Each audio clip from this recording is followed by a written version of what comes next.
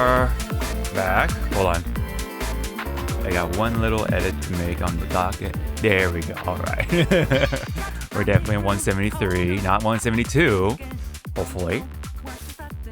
We're around there anyway. So, a bit more on the dry side. But we do have definitely some things to talk about, like the Nintendo Direct. We still have stuff coming out for KOF, surprisingly. I think it's mostly more promotion stuff, so marketing and all that stuff, because we're getting very much close to the official launch day of KOF 15. Not even including the early release date, because some people have deluxe editions and stuff like that, which access them the early day launch date, which is the 14th. So just a couple days earlier, and so they're just ramping it up at this point to make sure people are convinced to pre-order the game and stuff like that. I actually pre-ordered it on PC, deluxe edition, so I'll probably get my hands on it, or likely get my hands on it early, and probably just gonna lab those entire 3 days, see who's kind of a first sort of fit for me, and blah blah blah. But anyway, what else we got? Nintendo Direct. That was that's definitely the other big one at this point for at least in this episode. And we'll get to that. We'll definitely get to that soon after KOF stuff, and just some other extra little bits and pieces here and there. So, briefly, I guess, since we are on a bit of a drier side, how's your week been?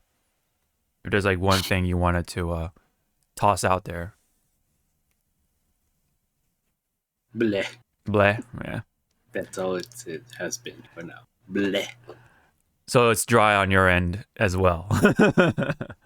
Yeah. Yeah, nothing much on my end, other than me finishing Pokemon, mostly with Pokemon. I'm trying to catch Arceus by seeing every Pokemon in the entire region. So I'm in post-game at that point. I hit the main credits, so I guess that's considered main story content done. But boy, post-game, it gets pretty crazy in terms of like, well, it's only one battle that gets really crazy. The rest of it's like, you kind of like cruise through it, like like you would in other Pokemon games. But this one was like a pain in the ass, because it's kind of a quite kind of different. I don't want to spoil too much, of course. But just know that in post game, there's gonna be a crazy boss battle. Yeah. But other than that, I think the game is fun, but there are definitely plenty of execution issues. So like there's plenty of good ideas and good concepts and stuff like that. I love the open world. I love the theme, right? But the visual execution is still in question. There are things that need to be fixed or tweaked with, especially with how the open world overall looks, right? Most of it is like kind of the same-ish, because it's kind of like the same like plain Jane sort of field you're in. The only thing, of course, distinct is just the different Pokemon that you run into most of the time. And there are like forests and stuff like that aren't like lush enough. I mean, sure, there's the swamp area, but that's also kind of like brownish, you know what I mean? And doesn't really feel or look like I'm in a bog or swamp enough, I guess. And then the texture of the water, you kind of see where I'm going with it. But so the only thing that's vastly different, of course, is the snow. But even then, it kind of follows the same sort of scheme. Like, it's like this plain field just so happens to be white. Couple of trees, couple of grass. That's it. Of course, there's the beach, the coastline or whatever you want to call it, coastlands. I guess that's the only other thing that's different, but still, you kind of get the gist of like what the land is like for the most part. The I guess the Pokemon could be a little more interactive, I guess. Like, while, yeah, I mean, it's cool that they're just out here walking and stuff like that.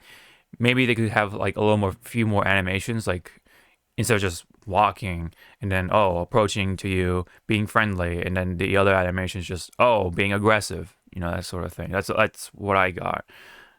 But the overall base is there. Like, this could be potentially a really good series to sort of go off of from here on out for Pokemon. I think this is a good direction from here on out if they keep going with it. Granted, this is their first time, so, I know maybe a bit of room or forgiveness is to be given, I guess. Maybe, but then again, they have a lot of money and stuff like that, so they could have done this a lot better, I think, given more time as well, which I always thought, this game needed more time no matter what. But isn't it the worst game out there, or isn't it the worst result? It was still really fun. I still enjoyed it for what it was, but there's still a lot of room for improvement, so hopefully they improve that in the next game or whatever. I'm glad that they kind of done away with like the two different versions or whatever. Like, there's Diamond and Pearl, sort of thing. It was just Legends Arceus. There's no Legends Celebi, Legends whatever, right? So I'll give them that too. And then yeah, so I think it's something that could be really cool if they keep doing it. And so you get that experience, you can improve the game further, make it really fun, and at that point, the game, I hate to say this, would definitely feel evolved at that point, because this Pokemon has been like more or less the same over the past, decade or whatever. I mean, I think we can all agree on that, because you go through the gym battles, you go through the championship, different coat of painting. There are a few things here and there that are different, like the Mega Evolutions, Dynamaxing, you name it, and the Z moves, right? But otherwise, it's the same loop throughout the previous games. Here, it's a little different, so it does feel really different in that sense, but it's still pretty basic. So, but again, they have a good base to go off of. The ingredients are there, but it definitely needs more time in the oven, is what I'm saying.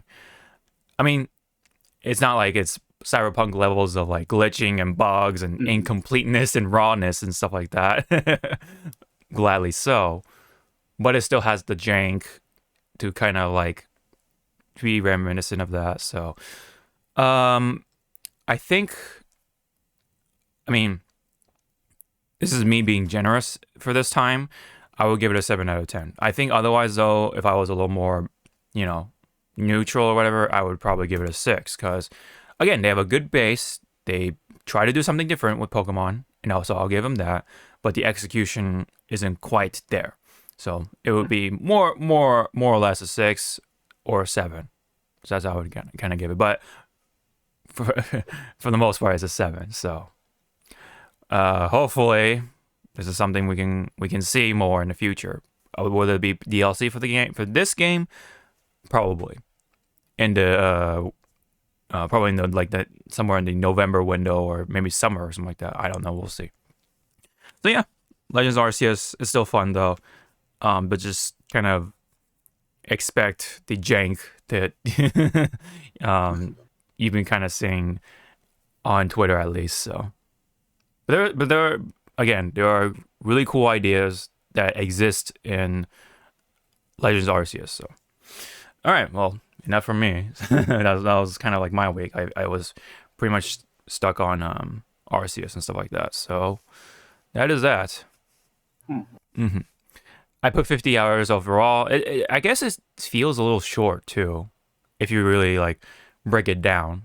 Like I did a lot of grinding. I did quite a bit of exploration, and it's still 50 hours. So I guess it really shows you how much main content is there. I guess maybe. I'm not too sure. All right. Well, anyway, we can definitely move into KOF 15 and all the fighting game stuff that I actually kind of missed, but we'll cover KOF 15 first because there's quite a bit to talk about. So let's start off with this. There was an interview with producer Oda san, saying from I guess this is a Korean interview or Korean press, and of course, I guess naturally they wanted to ask about Kim. Where is he at? And Oda says in this quote from a tweet by ZawarudoWrrryy. So the quote is, "We will review requests for various characters, including Kim, during the planning process. As Kim is a highly popular character, we will do our best to make it a reality." And then, I get. Oh, so of course the roster for the first year has been finalized, including, of course, that's the DLC including. So all the characters have been picked already. Of course, they just haven't revealed everyone else. They've already revealed some of the DLC, like Rock Howard, Gato, B. Jenny, Geese Howard, Yamazaki, and Billy Kane. That's the first DLC characters that were revealed recently. And yeah, of course, where's Kim? Where's he at? He's kind of like, the really popular characters in Street Fighter that weren't included in Street Fighter 5 until later in the DLC stuff, like Guile, Blanca, E Honda, you name it. So I guess this is going to be the case here. He could be in the later half of the DLC, or he could be in the next pass or whatever, for all we know. We don't know. So any comment from you on this one? Or it's the producer Oda-san is like, I see that you want Kim. Mm-hmm. Yes, we all see that. Here's this other one. Here you guys go. Oh, I mean, I don't know. Yeah, I mean, they could include other Korean characters like Chang and his master, Kim's master. I forget his name. So yeah, Chang and Choi, I think their name was when it comes to the duo. I don't know if they'll do the duo thing here, but Choi and Chang have been separate characters, and then they've been together, at least in CVS 2, which I think that's also a reference, or not a reference, but something that happened in KOF as well. Where they're kind of like ice climbers sort of thing. In one of the KOF games. I don't know. I'm not too sure. Please correct me if I'm wrong on that one in the comments. But it's the possibilities are up in the air. Definitely. Like we don't know. And there's the whole meme with Kim's pants, right? They've been, because in the sprite, they're well animated. They're super animated, in fact. Maybe too much, but it's a meme no less. And they're just like, if you're not gonna animate his pants really well, then might as well not include him in the game or something like that. I'm not. Or just make them pantsless. There you go, kids. just make him wear shorts or something. Yeah. Daisy Dukes. Yeah, so it's like, we don't want to animate pants. Okay, then just make them go pantsless. You just see everyone at KO behind Oda going like, wouldn't that raise our ratings? Good or bad? Both, sir. I liked Kitty Boom's opinion, or just meme on it when it came to Kim. But this is another segue, I guess, or a segue, excuse me, into another bit of news that came out from SNK. So with, of course, the game, like I said, it's coming up pretty soon. I think people already have the copy, I guess, for like review purposes and stuff like that, like a review copy. But they put out this warning for those who did have early access somehow, because some mom and pop shops get their games early. I know at least one around my area. But anyway, they're This is from SNK. They said, please refrain from streaming or posting content from KOF15's story mode, gallery mode, or anything else that can be considered a spoiler until the game's official release on the 17th, so that everyone can enjoy the launch together. So I guess it even includes the early release day people, like myself, I guess, because the deluxe edition. So if I wanted to show a combo or something like that, then it would probably be better to show it off during the launch day rather than early day, just to make sure, that, I'm not spoiling anything or anyone else is spoiling anything from that one combo or whatever it is. So, I guess for those who all fairly bought the, fair square bought the game for, what is it, the deluxe edition or whatever, I guess you still have to follow this humble request from SNK. So yeah. But at least they're nice about it, that they're implying that you can stream the story mode and whatever else, as long as it's on launch day and after that, of course. Unlike Atlas, for example, because they're like, gonna say, at least SNK is like, can you guys not do this until 17, and then after that, go crazy. Yeah, exactly. You see Atlas going like, you do this shit. Yeah, no, it's essentially what it feels like, right? Like like a threat almost. Like if we know you want to show off the game in your stream, but if you do, it may or may not be gone or something, something like that. it's like Atlas is like, you can stream it with people physically around you. Over the internet, no. And it's like, that would be lovely if a certain thing is not preventing us to do gatherings like that. Yeah. Yeah, I remember that whole like warning and stuff like that. It sucked, but I mean, people still did it, and then people still thought, which was more hilarious to right. see. Maybe mostly the smaller streamers, right, where they don't get as much traction and stuff like that, but they're okay with that because they just wanted to show off the game to a few people in their circle, and they kind of don't care about how big their circle is and stuff like that. They just wanted to just stream it for the sake of streaming it and seeing some reactions from their small but consistent audience, so yeah.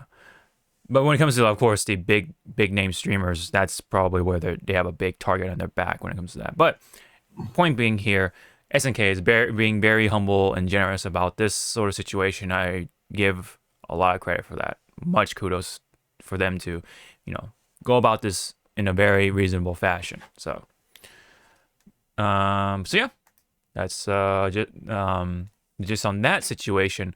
But then Kitty Boom, a very popular costumer within the FGC, put out this funny little quote too I wanted to mention. It says, anyone who spoils it gets to send where Kim went. so he's like, so Kim is like stuck in limbo somewhere, so it's like, do you want to join him? Oh man, it's like that meme, Kitty's SpongeBob and Patrick, and then there's the coffin. Get in. Yeah. If you spoil this, get in. Yeah. That is pretty much the gist of it. Hold on, let me turn on my light. There we go.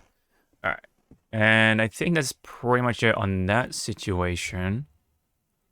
Oh yeah, and now one of the bigger ones from KOF is that Mr. Obari, legendary animator, has been featured in this animated short with his direction.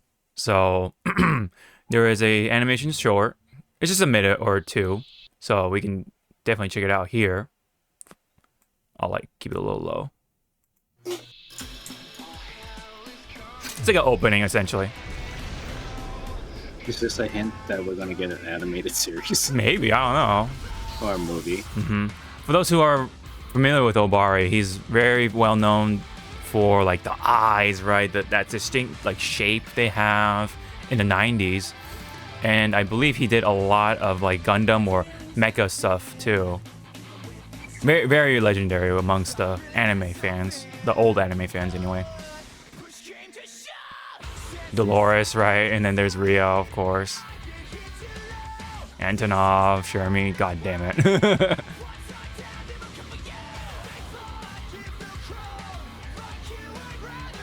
It looks pretty cool, I must say.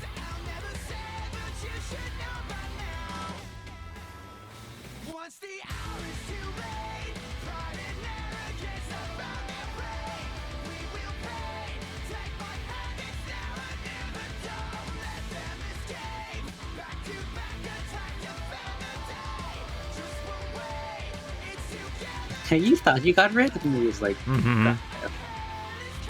I just like that Andy's. I know. She's like, I'm coming for you, Andy, and then somewhere Andy's like, Yep. it's like, what's wrong with you, sir? He got that little bit of a chill in his back, like, oh. he's like holding his chest, like, Mm. I think death is approaching. Yeah. But yeah, this is a nice little animated, like little tidbit here for the SNK fans.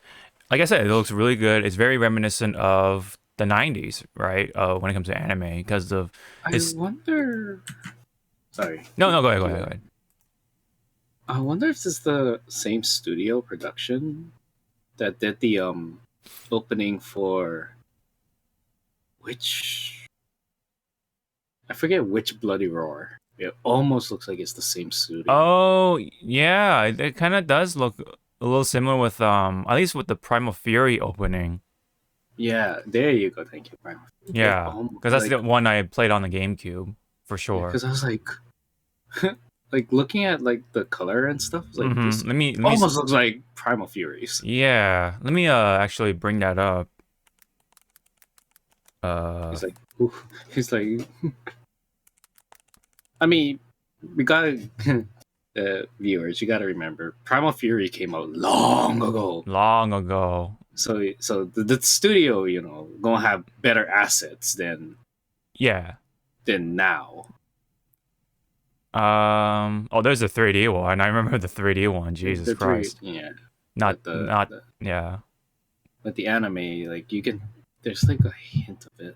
Oh, this is the 4K one, so we can definitely check this one out. Oh my god, it's so clean. Okay. Oh, the music too. It's like very generic for the American one. See, you can tell this was like made for us, like in the early 2000s. 2000s. Mm-hmm. But there are like certain shots that it feels like it's the same studio. It kind of does. I think it is a different studio though, in the grand scheme of things. Different style for sure. And the eyes. Mm-hmm. The eyes for sure. Well, I saw the budget cut. Mm-hmm.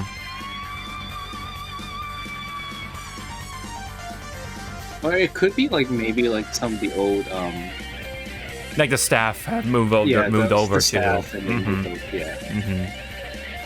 Oh, stun. No. Jenny right there. Gato. Man. Nostalgia right here. Sheena. Buzuji. No one like played you. Oh yeah. He was weird, dude. He was super weird. Yeah, there's like certain... I get where you're coming from though. Yeah. There's certain like shots or colors that do remind me of that too. Yeah. And that's the ending. Yes. All right. So, but yeah, we go back to. Oops, sorry. Back to here. Yeah, it's kind of reminiscent. Play the music. Yeah. Yeah.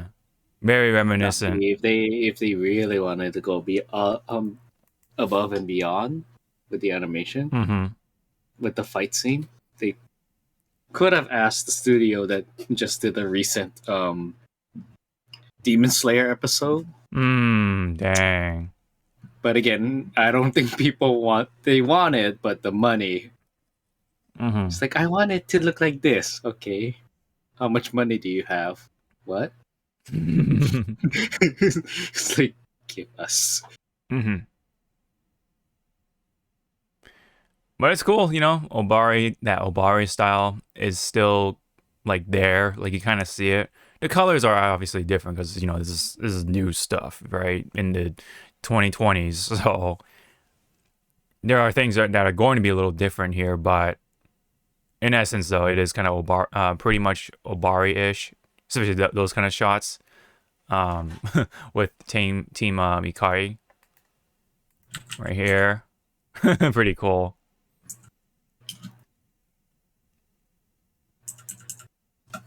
Cronus, I think his name. And then K-Dash, of course. Kula. Mai with that pose and Andy in the background randomly. It's almost funny that it looked like Andy came out of Mai's ass. Kinda. It kind of feels like those kind of shots. It always feels like someone's dead or something. Like or like in a memory or something. Yep.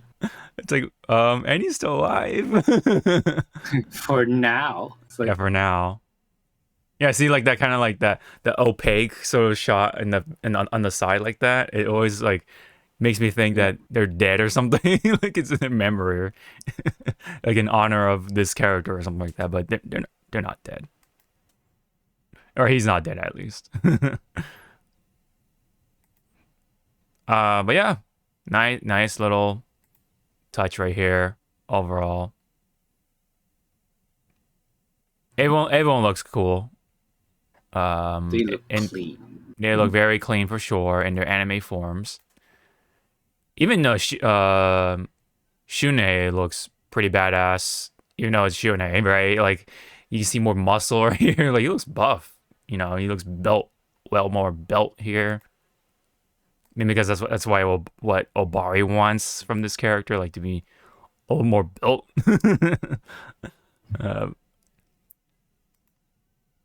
Wait, hold on though. Where's Mary though? Where's Blue Mary? Did we see Blue Mary at all? Dead. Yeah. Everyone's I guess dead. this is the only awkward shot for me right here. Is like, let's like right after this. Yeah, they're kind of like I think they're doing their idle animation in this shot, and it kind of just looks a little weird. I don't know, to me anyway. Say.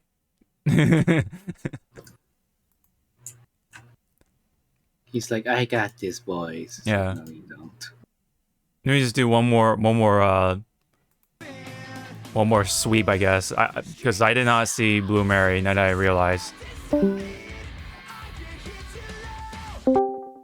Oh, are we back? Yeah, we're good. Did Holy you- shit. I don't know what the hell happened. Yeah, anyways, continue. Yeah. Did you accidentally hit like hang up call or something? No. I just moused over to just raise up the volume, Mm-hmm. and they just did that. I guess it just crashed or something briefly.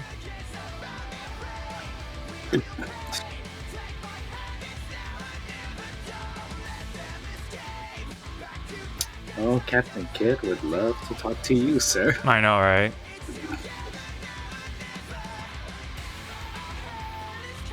Yeah, I don't think Blue Mary's in this.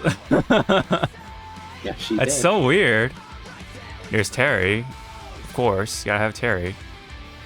I understand. She's on the other side of Terry's attack. Oh. Aww. I get. Well, then again, who else is missing, right? Oh no, there's plenty of other characters missing. Team Secret Agent. I guess Team Secret Agent is like completely missing because you don't see Vanessa, you don't see Mary, you don't see Luong.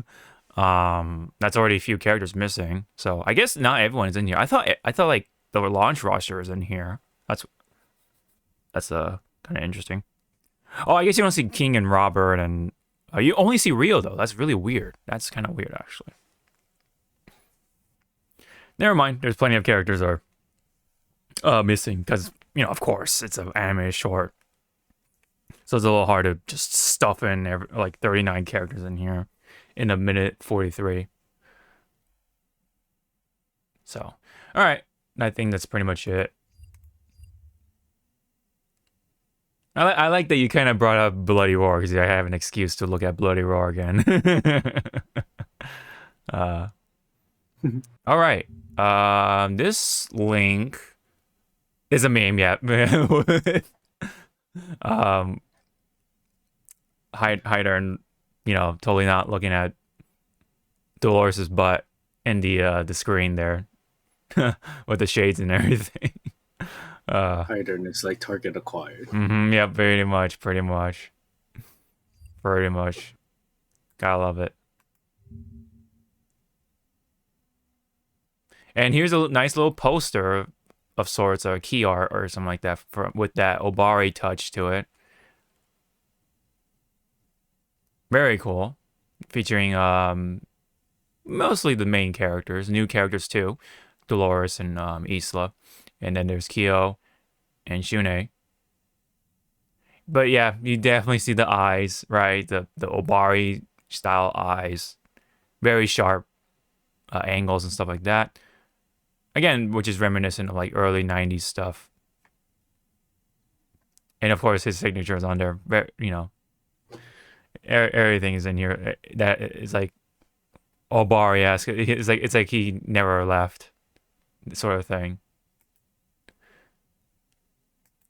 So pretty cool. So that's it from KOF15. For the most part, unless you have like any other comment to throw in here before we quickly go over the rest of the stuff here. Are we good? Yep. All right. This one I somehow missed last week because I think this was like right when we were recording, or on the same day we were recording. But this is involving with Nickelodeon All-Star Brawl. There's another character that came out. I think he's out at this point. And let me see. I'm trying to see if we have a YouTube link somewhere. I guess not. I thought this was going to be a YouTube link. But anyway, Shredder from Ninja Turtles has made it into All-Star Brawl as another, I think, free update. Unlike Raphael and Donatello.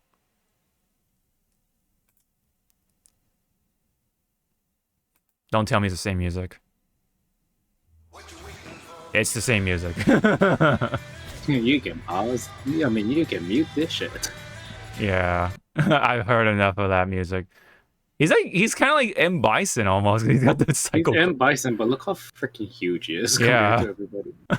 Because I'm thinking back, because this is like the first teenage. Is like, Shredder, you weren't that freaking tall. Yeah, he looks giant in here somehow. Sure you can. He's got a spike. Crusher. Meow. Yeah. Yep, he's kind of like M. Bison with Buster Wolf. Or Burn Knuckle, I think it was. Yeah, it's Burn Knuckle, excuse me. And then I don't know, mishmash of stuff from Smash. But yeah, that's kind of pretty much it. I mean, but it's Shredder though, so he's kind of cool, especially from the I remember, of course, this is like a classic Shredder. This is from like the '90s / late '80s, I think, or '80s. Voiced by Uncle Phil or James Avery. I remember that. may he rest in peace. Yeah, good old memories. I mean, it's nice that they've acknowledged Shredder, but it's just kind of funny that they could have included the other turtles, because all you'd have to do is change their the mask, the eye mask thing, and then their skin tone a little bit, and then some of their moves, and then that's about it.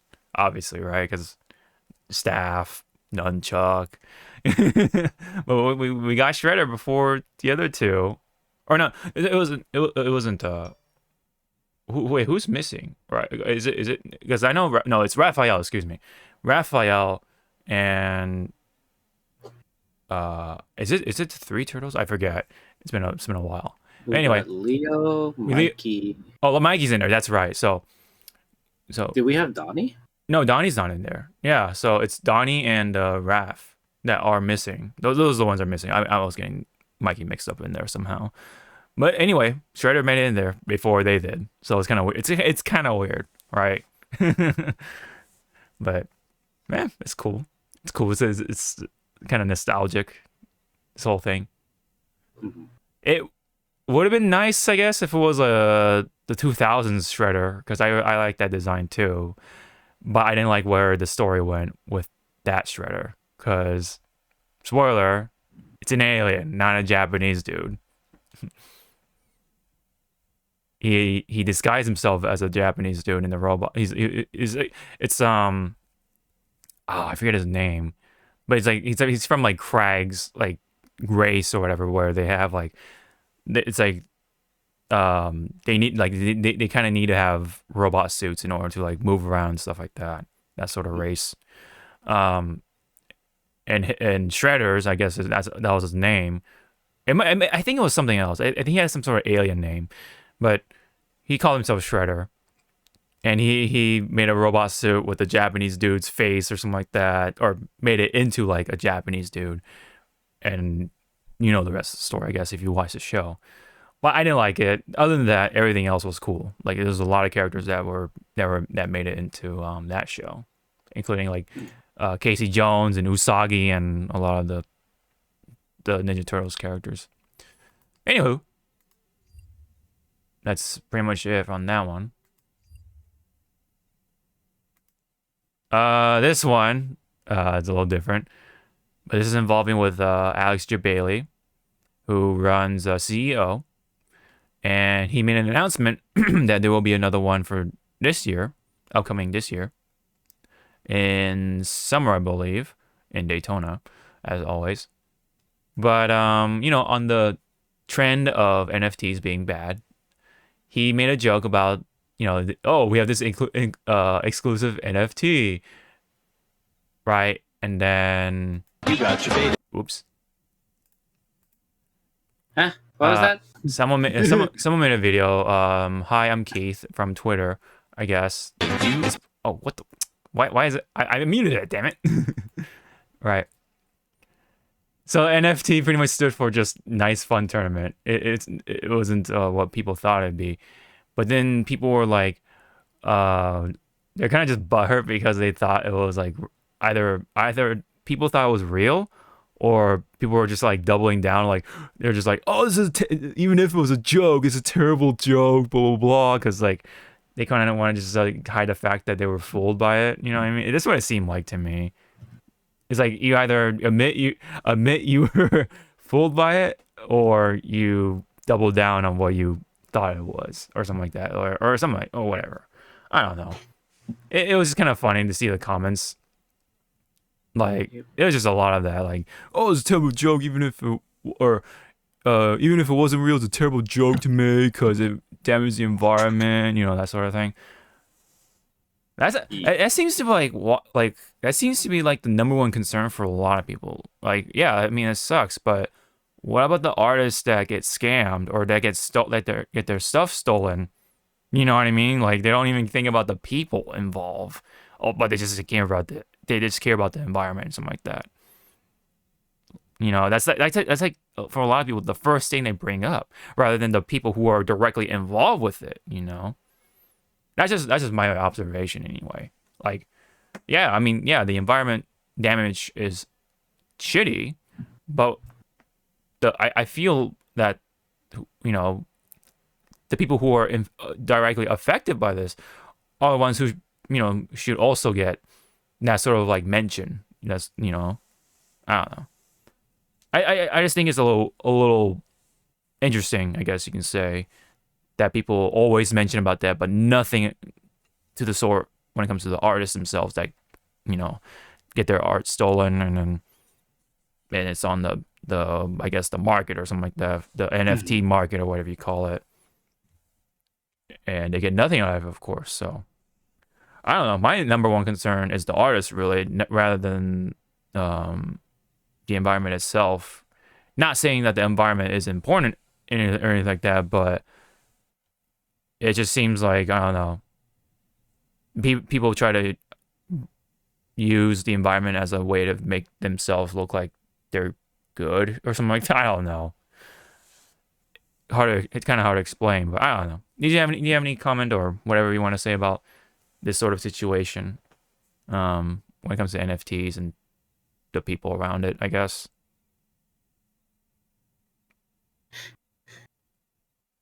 NFT needs to go away.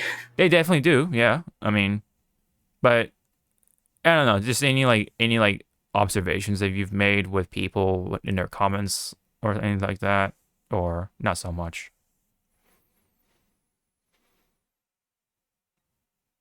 Yeah, that's the one thing I've seen a lot in the comments. It's just environment. Like, you know, not everything else. Like jobs, the money, the artists that get their shit stolen. You know what I mean? Like, you know, just I don't know. Like, yeah, I mean, of course, again, I get it, right? But you know. I think it really sucks for the artists though, because again, they get their shit stolen and money gets kind of juggled around with that, you know. Anyway, it was just a joke, and people were kind of being fussy about it. That's kind of what the situation pretty much is at the end of the day. They're kind of acting like you know, sort of those like not pansies, but like, you know what I mean, like the Nancys, or I forget the word what it was like, but they're being very fussy about it. Maybe a bit of SJW-ish, you know, that sort of thing. Yeah. Karens? I mean, yeah, I don't know. Anyway, they got debated, and they don't want to show that. They don't want to admit that. So, all right, now on to the juicy stuff, which is the Nintendo Direct. Did you check it out when you had the chance, or? It's like I only checked out like some things, if that's. I didn't watch the full thing, but it was just more on the like, oh. Did you just see it on Twitter for the most part? Yeah, like I skimmed through it. There, Okay, there's the word. There's the word, kids. Got it. No, I mean, this is pretty much from Nebellion, with the highlights of the Direct. First off, we had the Fire Emblem 3 Hopes, which is a Warriors game that's coming up, featuring, of course, 3 houses, and the Claude, Dimitri, and the chick. I forget her name. Shoot, slipping out of my mind.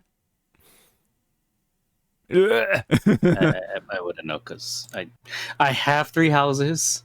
Yeah. Thank you to my friend, but I don't. Because funny enough, because I played these 2 houses, I didn't finish Dimitri, but I finished Claude's for sure. So it's kind of like burned it into my head. But fuck, what was her name? A generic woman. I don't know. Black Eagle. Fire Emblem. He's really trying, kids. I'm trying to remember, dude. Edagard. There you go. Edagard. Gee, okay, that's kind of a hard name to remember, but you see, kids. I'm bad with names. No, I'm bad with names. No, that's a lie, because this man here, you can say like one obscure character from. No, that's the thing. From One Piece that only showed up with like 3 chapters in hockey. Would be like, oh yeah, that's so and so. It's like. That's being terrible with names. I remember these names. I don't remember these names. That's still being terrible with names. So, not entirely false. But anyway, Edelgard, yeah, she's in there as well with different costumes. It also has, of course, has Byleth, but there's looks like a new character for the Warriors game. So I'm interested already, because, you know, I'm a sucker for these sort of warrior games. Is it gonna run the same? Probably. Like, so it'll probably run very choppy during the big action of things, but I'll still check it out. Again, kids, it's a Warriors game. You can't. I think it just runs like that in all of platforms. I think even like PC, like I think it's still choppy no matter what, because that's just how their engine or whatever it is. They always do the same thing over and over again. Because hey, it's not broken, so they don't gotta fix it. Sort of. Up next, I guess in this thread, Advance Wars reboot camp was brought up. They have a lot of updates to the game, of course, but they showed off more with the graphics, the sprites, and everything. But not only that, but they have voice characters, so that's kind of nice. You can reset turns, you can fast forward, so you can like change up the battle speed, so it's kind of nice. And they have additional modes with local and online multiplayer, so that's pretty cool.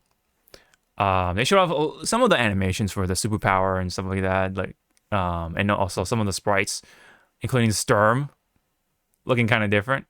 Jess looks kind of different. I don't remember her having the yellow streak on her hair, but I have to look back on that sprite. But Grit looks the same, pretty much. Looks cool. He's like my favorite character, or one of the favorite characters. Although actually, did he wear a cowboy hat in the second one? I think he just had a military cap on. I'm not too sure, but I think in the first one he had a cowboy hat. Maybe that's why they kept it here. Maybe just to keep it universal. I don't know. And then there's Sammy. Sammy looks the same from Advance Wars 2. Yeah. And that's coming April 8th, I think. Yeah. And then I thought it was March, but I guess it's coming out in April. So that's for me to play in April. And then No Man's Sky, which is kind of surprising, all things considered, but I guess it runs. I guess it's going to run decently, maybe. That's launching this summer. And then one of the big ones for me, anyway, Mario Strikers is now making a comeback, finally. One of the niche Mario games that have come out during the GameCube only, I think. No, something came out during the Wii as well for Mario Strikers. I think that was charged. But we have Battle League here, which is very reminiscent of the previous games, but it will have 5v5 competitive gameplay, items and special moves, of course, gear system with impact on stats, up to 8 players, I guess, in one mode or something like that. And then online clubs with rankings up to 20 players, I guess, for each club. And yeah, so you can pre-order it now. It's going to come out June 10th. So pretty damn cool. I actually never owned a Mario Strikers game. I play a little bit, like in a demo or something like that, but that's about it. Like, I might as well not say I haven't played it, but it's just one of those games definitely to try, I guess, for a Mario sports game. Have you played Mario? Oh, what's going on? Strikers? Yeah, I have. No, we have a surprise guest. Oh. Scratching my heart. Of course. The cat is always making oh, wow. But yes, so you said you played it, yes? Yeah. Which one? Like, did you play both of them or just one of them, or?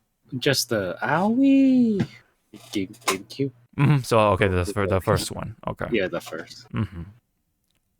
Yeah. So is this something you are going to pick up, or? Probably, yeah. I'm sorry. It looks much funner than golf. Right. Yeah. No, of course. Yeah. Much more interactive. For sure. For sure. I mean, you can only do so much with golf, so it's golf. But here, it's perfect. They could make a mode like when you swing, and you guys are running. I mean, they already You actually, you don't have to pick up like power ups or anything. Like, if you and I are running, I'm gonna hit you with my golf club. I mean, they already did that in the new one. But see, when you hit the person, it affects your putting and stuff. See? It's not just like, oh, I got hit, slow down, wait 5 minutes to recover. 5 seconds to recover. No, it's like, no, if I hit you in the kneecap, you are crawling your ass to that next hole. Jeez. Yeah, we gotta make it real. We gotta Happy Gilmore this. Yeah. Happy Gilmore mode. What if that was the mode? The name for it, that'd be funny. That would actually be. That would be funny. That'd be really. Yeah, I think it would sell quite more. The price is wrong. Yeah, bitch. Oh man. Oh, what was his name? The Price is Right host. Oh my god, that's like Bob something, I think. Oh man. Oh wait. Anyway, that guy. If he was a secret character, that'd be Bob great. Baker. Bob Baker. Barker. Thank you. Bob Barker would be a great secret character for Mario Golf. But anyway, and he taunts. Yeah, he just taunts you. Well, we're waiting. Yeah. Yep. There's already a couple of characters that are new here, I think, like Rosalina, for example. She is not floating the entire time, so it's kind of weird, but it's soccer. So it's coming out June 10th. It's not called soccer, sir. It's football. Yeah. Football. Yeah. Oh Actually, man, I want that. I want that announcer in this game, dude. That'd be so cool. Yeah, I was gonna say to sell this game even more. The announcer has to be like one of the Spanish announcer. That one Argentinian guy. Oh my goodness. Yeah. Every time you make a goal, he just screams it, and it's like, so just imagine you playing this at night and you forgot you have that voice on. And you're like, God. Yeah, you have those speakers on. He's like, are you watching football again? No. No. Yeah. Go. Yeah, go. Man, I gotta love it. It's funny because like in high school we had this teacher, right? He always put on the World Cup when it was on, and he's not even, and he wasn't even Spanish, and yet he had the Spanish version on the Hispanic channel, whatever, because he liked watching it better there, because it's like the announcer was like very enthusiastic, and then when you put it on NBC or whatever, ABC or NBC, the fucking English announcers are always like kind of neutral, very vanilla, mundane in comparison. So yeah, we always watch that World Cup in Spanish, so it's like really funny. And then like, of course, you kind of get to see like all the soccer fans like in the class, like they're just like really like watching, they have their eyes glued, the jocks or the soccer heads, that sort of thing. Yep, it's pretty funny. But anyway, Mario Strikers, glad it's back. I'm definitely gonna try this one out. This is definitely gonna be my first Mario Strikers title in my belt, so this is probably a good one to get into for the Switch. And of course, there's more Splatoon 3 coming out for this summer. They haven't said the exact date. This one featured the Salmon Run. It's making its return for Splatoon 3. Not much detail, but you just see footage, and you even see the big salmon or whatever. So I just call it Salmonzilla because it's what it kind of looked like, the way they like edited that sort of footage in. It's kind of funny, but yeah, that's like literally the big one when it comes to Salmon Run. So for those who don't know, or perhaps forgotten, Salmon Run is pretty much like Zombies mode or the Horde mode, PvE mode. They can play with their friends, that sort of thing. Although in the previous, or in Splatoon 2, yes, it was cool that it existed, but the execution was questionable because you can only play Salmon Run during like certain hours. So it was like time locked. So it was like really, really stupid. But yeah. Hopefully they don't do that here, but we'll see. Next one up is a remake of an old game, Front Mission, and I think Front Mission 2 as well. So I guess this is a classic franchise. I've heard the name, but I've never like actually interacted with this game. So this is for the Front Mission fans, I guess. Pretty niche, maybe, I don't know. And here's the free-to-play racing game, or kart racing game featuring Disney characters called Disney Speedstorm. I mean, it's free to play, so might as well give it a try, I guess, right? If for those who really like Disney characters with that Mario Kart touch to it. And then there's Star Wars Force Unleashed, the Wii version coming to the Switch, coming in 420, for April 20th. And then there's Assassin's Creed, the Ezio collection, coming in pretty soon, on the 17th of February. SD Gundam Battle Alliance, also coming. Give me that. Yeah, the super deformed Gundam game. Pretty nice. Chrono Cross Remastered, one of the more interesting ones, I guess, for when it comes to remakes. Kind of nice because it's a pretty niche title or franchise when it comes to JRPGs nowadays. So it's getting that sort of attention. And then of course there's Kirby with the new mouthful mode or feature or whatever. A lot of fan art has already come out with it, which I predicted. I'm like, there's gonna be some weird fan art coming out of it, and yeah, there's my reaction. So yep, there's mouthful mode. You see one with a car, the fridge or vending machine, vending mouth. God damn it, cone mouth. these names, man. Light bulb mouth. Yeah. Sakurai, were you drunk? He's not making the game, dude. That's the problem. He's not making the game. There's your problem. He's not making the game, but he's probably in the room and they're all staring at him going like, we need help thinking of names. Carmouth? We like it. So if he eats up cotton, wouldn't that be called Cottonmouth? Well, if Luke Cage shows up, then yes. Cottonmouth. Jeez Louise. Yeah, so a lot of fan art has come out of it, a lot of memes, obviously. Up next is the MLB The Show for 2022. Why? With Mr. Otani. I think it's Shohei Otani is his name. Very, very well-known Japanese baseball player as of right now. He's very hot. The new hotness on the Angels. I forget what position he plays particularly. I don't think it. Maybe he's a pitcher. I forget. I think he's a pitcher, but he's hit home runs as well. I think so. He again, he's the new hotness. In MLB. So he's just one of those Japanese players that that kind of gets a lot of attention because, well, a lot of things. But anyway, or certain things, I should say. But anyway, this MLB, I forget. Hold on. Pretty sure someone linked the cover, because I think I have a picture here somewhere. Hold on, give me a minute. The cover has been getting a lot of attention as well. The game cover for the upcoming MLB game, which I did try to insert in one of the episodes, but we didn't have enough time for it. But might as well, I guess, here since it is a drier episode.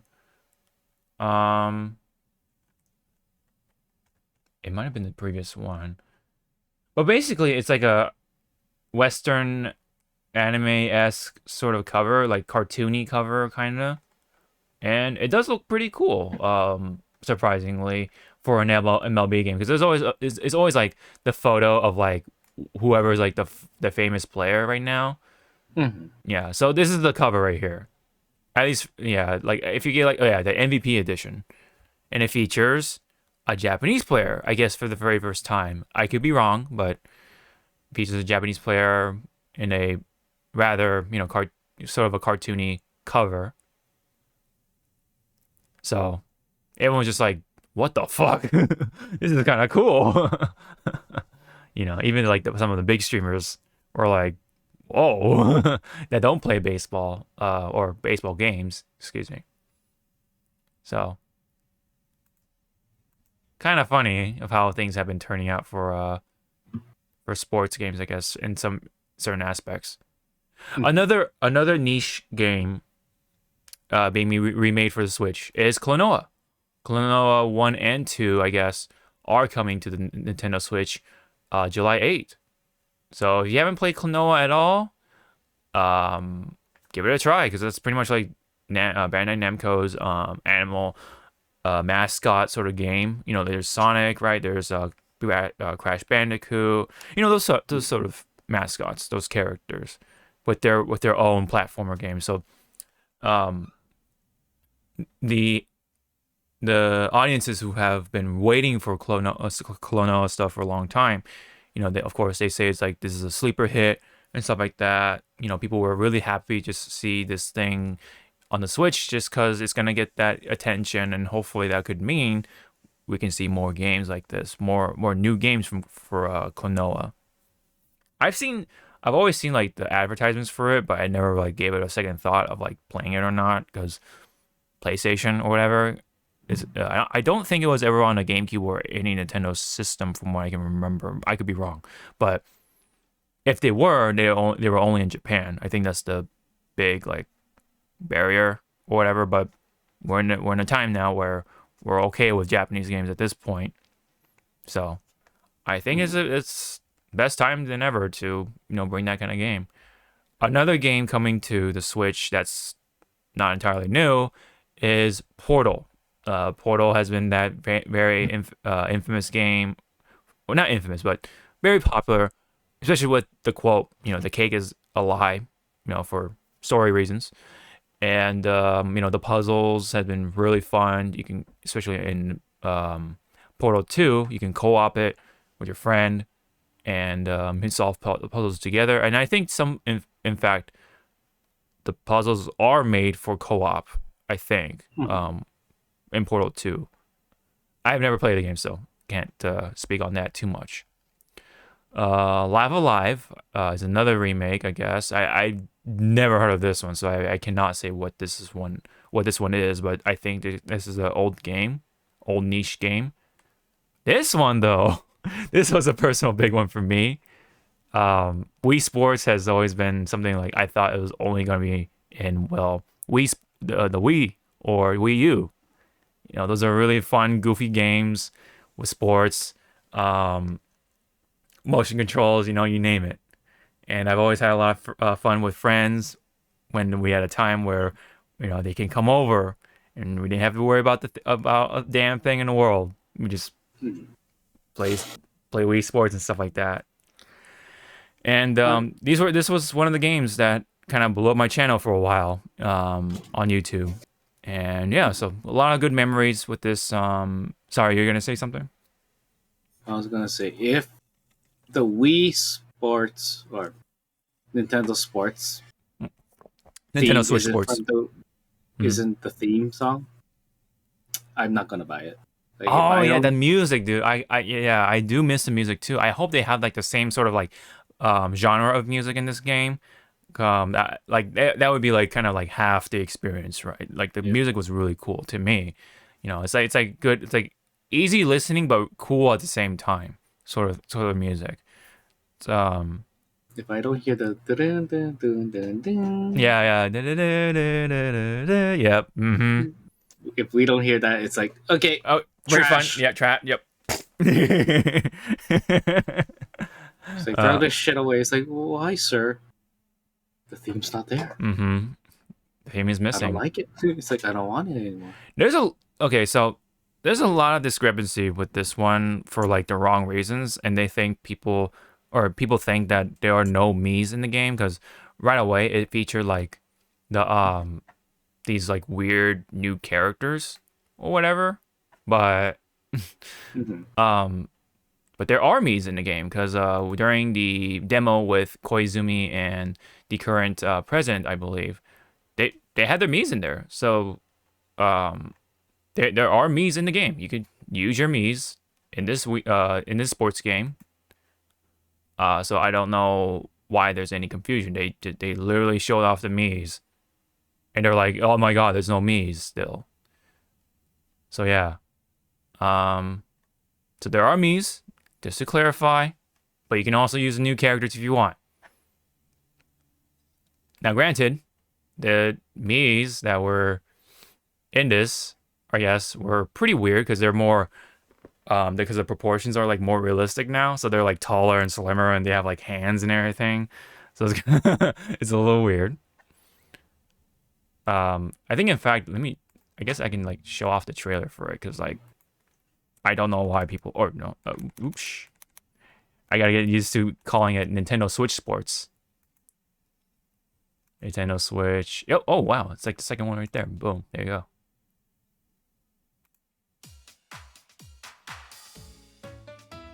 It's a new iteration of the Wii Sports. The trailer music kind of sounds like that, yeah. Switch Sports. Yeah, it almost had almost had it, but then they cut it off. It's like, Yeah. why? These three sports. You might recognize them from past Wii Sports games. Tennis. Rally by gently swinging the Joy-Con controller. I guess it's because the trailer doesn't show it off, but they showed off in the demo Bowling. with Koizumi and the president. Or give it a little curve. So maybe that's why there's some confusion there.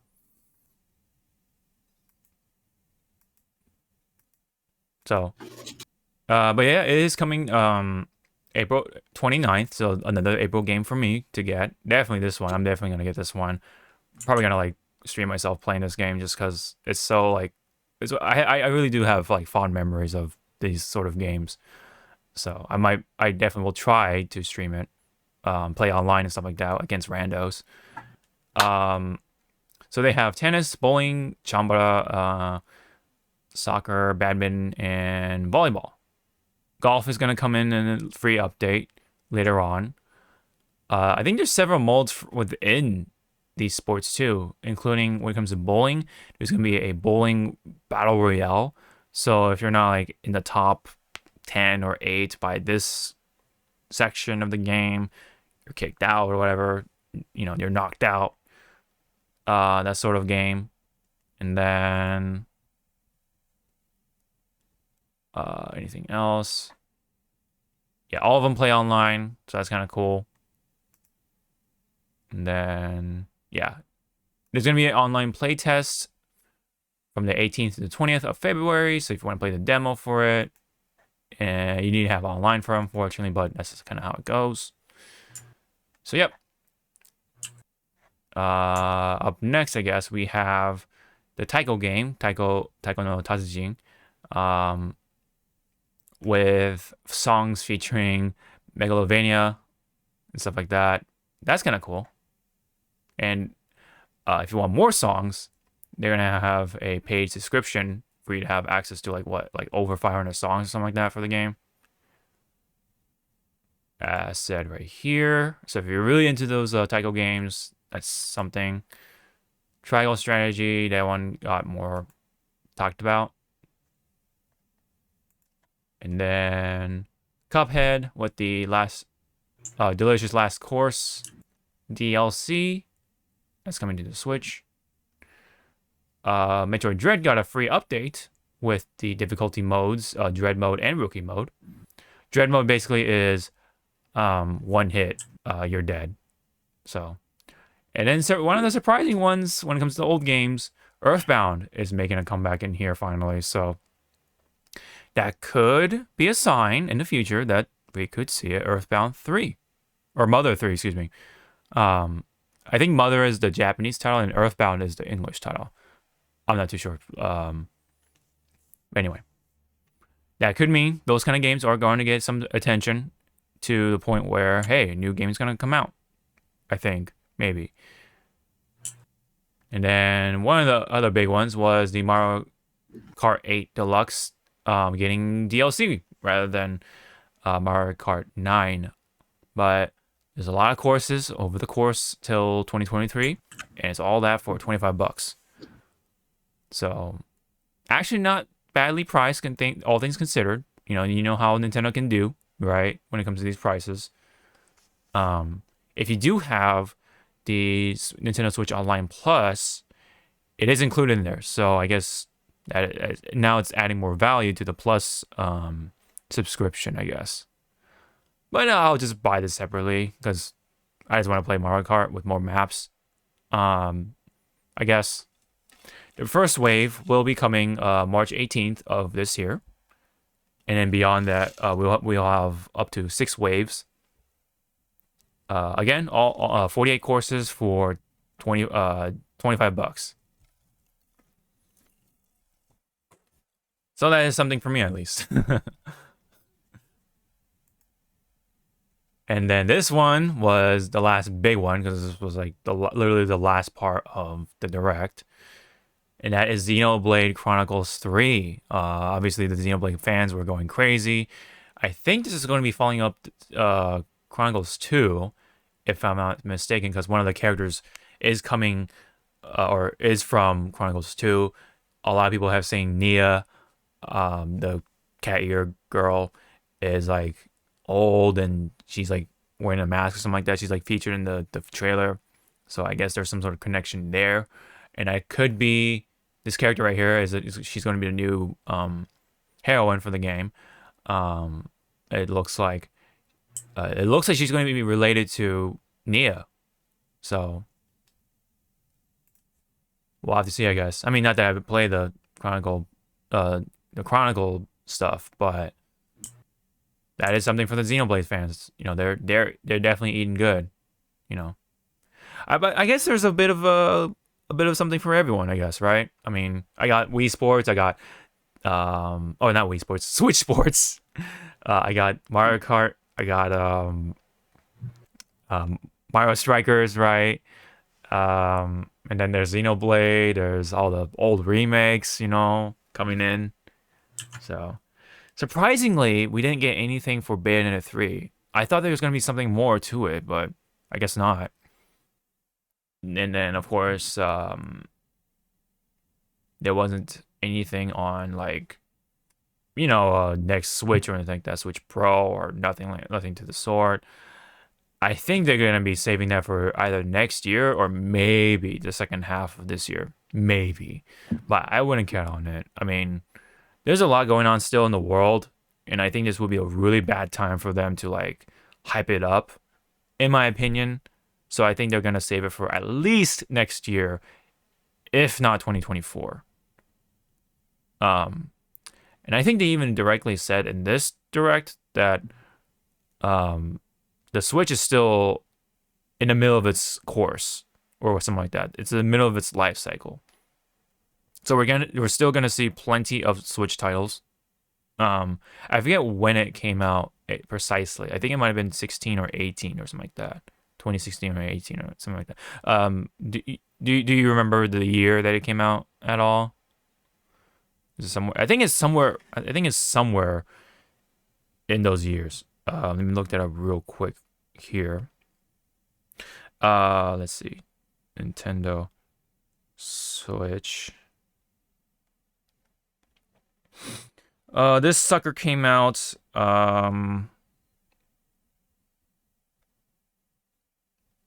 so I was kind of close. I said 16 or 18. It's 2017 in most regions anyway. So that means it's been out for almost 5 years. Holy shit. It's been 5 years, man. Almost 5 years already. Where did the time go, man? So if it's still in its middle of its course, right? That means we're gonna see this for 10 years. Is that what it's telling? Is that what they're telling us? Damn, they're really doubling down on this one. I mean, it sold well. I mean, it can't be helped, especially during comparison to the Wii U. So, I wouldn't blame them if they're gonna do a Switch Pro at some point. You know, people are gonna buy it again. I will. That, man, like, if you look at Bayonetta 3, at least with the early footage anyway, you know, it looks rough. I mean, it's cool that it's there, it exists, but it needs more, man. I mean, you're sort of the advocate when it comes to this sort of situation. I mean, as I said, like, this direct would have been a good what's the word I'm looking for? Announcement that they're making a Switch 2.0 because they heavily hinted like this is Switch's um Middle of the course or whatever. yeah it's halfway dead. That's a very pessimistic look at it, but all right. Halfway dead. Jeez. It's still kicking, but it's halfway dead. It's like, yeah, we know. Because I can tell if we put Bayonetta 3 right now in this Switch of ours, Mm-hmm. we're gonna see smoke. Yeah, I mean, Probably the jet engines. I mean, yeah. The jet engines that you thought didn't exist in this Switch, but they exist now because Bayonetta 3. It's everywhere. Yeah. Or Breath of the Wild too, man. Now it makes me think like, are they really gonna put this on Switch, or are they gonna save it for Switch Pro or whatever? You know what I mean? Like, I think for sure though, when it comes to Metroid Prime 4, I think that's going to be the transitional title, like between Switch and Switch Pro.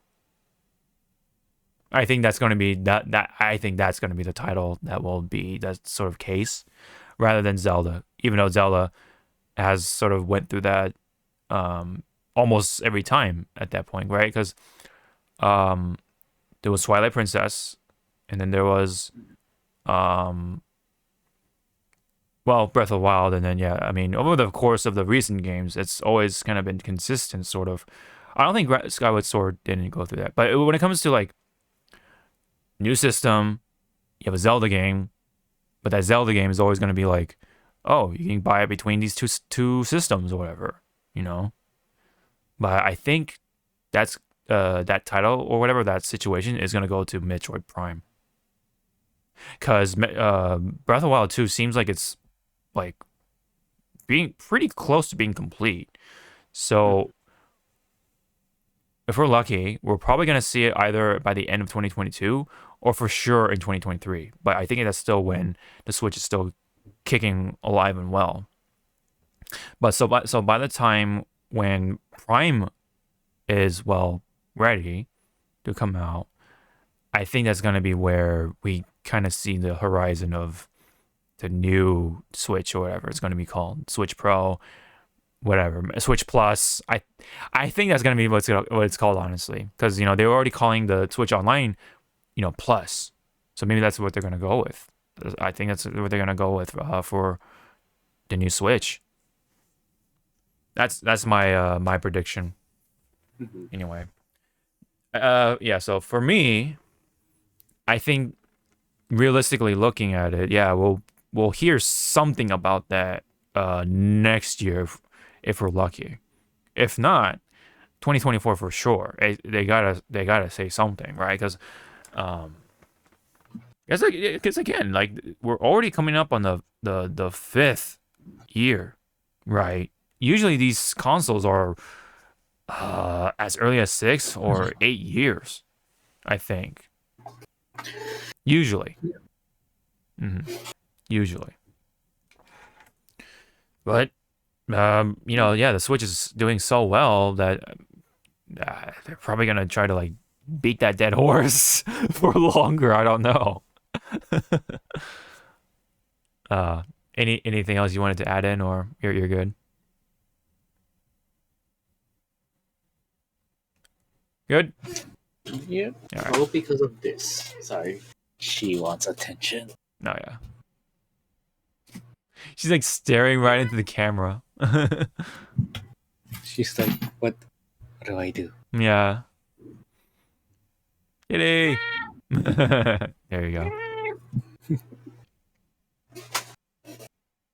Anyway, that was the Switch Direct. Any like additional comments you wanted to make at all? Like anything you wanted to toss in here before we move on? Or should I ask? Sorry, should I were you satisfied at all, or was this a good direct? Those sort of questions. Like, what did you think of the direct itself? I guess. Want me to be really honest? Mm-hmm. Meh. Mm-hmm. Well, I've actually heard that. I've actually heard that too, because there's a lot of remakes in this Yeah. direct. A lot of remakes. If it's like, I think it's like half and half, if not more remakes. I mean, it makes sense, right? I mean, the Switch is like such a perfect system of being like the virtual machine, and you can like just play in your bed and play those classic games, and it will just run fine because it's just a classic game. So it's like that perfect system. So, can you blame them for doing that? Not so much, but it's still like a lot of remakes. I mean, we get some new games, sure, but there was something for everyone, certainly, but there's a lot of remakes, dog. But I think it was satisfactory for this direct, in my opinion. Again, there was something for everyone. Granted, that there was a lot of remakes, but there's remakes that make people happy, like a lot of people happy, and for the people who didn't get their Star Fox or F-Zeros and stuff like that, I think that's where a lot of those comments are coming from. But there's a lot of those people, those type of people. I'm actually surprised they didn't like talk about any like Art Legends Arceus DLC at all, right? So maybe that'll be something later, or there's no DLC at all. Maybe that'd be kind of surprising, actually. Oh well. Anyway, I think that's all we got for the Nintendo Direct news. It's cool. Yeah. Yeah. But on the topic of Bayonetta, right? I mean, there was this news from the new CEO of Platinum Games.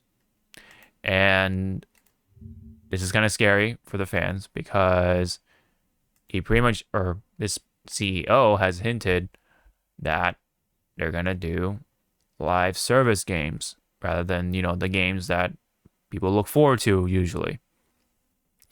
So it sounds like a lot these games that they're going to try to come up with in the future are going to play like, well, essentially mobile games. Essentially live service, games that don't have a lot at launch, but they have enough. It's for it to be a video game at launch, but they'll over time add all this stuff in here to make it look like, oh, we're continuously updating the game. We're catering to the fans. We're making this game feels more active and such. And they're testing the waters with Babylon's Fall. That's the kind of game it's gonna turn out to be. Unfortunately, I feel like this is gonna be like medium, like mid, especially with the game how it runs right now or how it looks. Like it seems rough, So, and this is a multi-platform game, I think, right? Babylon's Fall.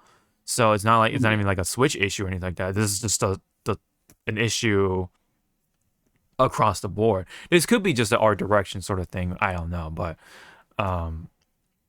there are some rough edges to that game, So maybe that's a sign that the quality is kind of like being sacrificed for a live service sort of game. So I hope this doesn't last too long for the sake of the fans. Like, I don't blame them for that though, because Platinum games are very niche for the most part. The popular one for the most part is like Bayonetta and a very few couple of games.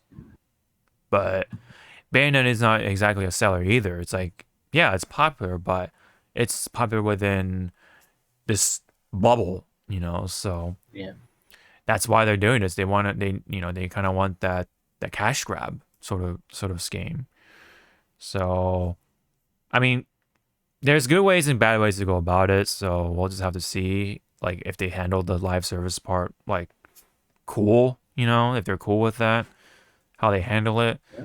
We'll have to see about that. But I mean, any feelings about that? Like, I know some people who are like hardcore fans are just like, fuck, man. But like I can understand where he's coming from, but it's like one step up at a time, sir. Let's not like announce like we're gonna do this. Just calm down, sir. Yeah. I mean, money can do that to a person, you know. But yeah, again, let's just hope that this doesn't go too far or go too deep into the live service hole. Yeah. Because it's gonna lose sort of that identity, you know, like that niche game. They kind of like just like, I could definitely use a different flavor of game, and you kind of look at Platinum Games and stuff like that as one of them. But if they're gonna be like a live service game, it's like, oh well, fuck. I mean, this could potentially be sort of like blending into the rest of the games that you're kind of trying to, you know, that you try to stray away from a lot of times. But we'll see. We will see about how these sort of games will fare from Platinum Games. I hope the best. So, all right. So now we can head on to the games news.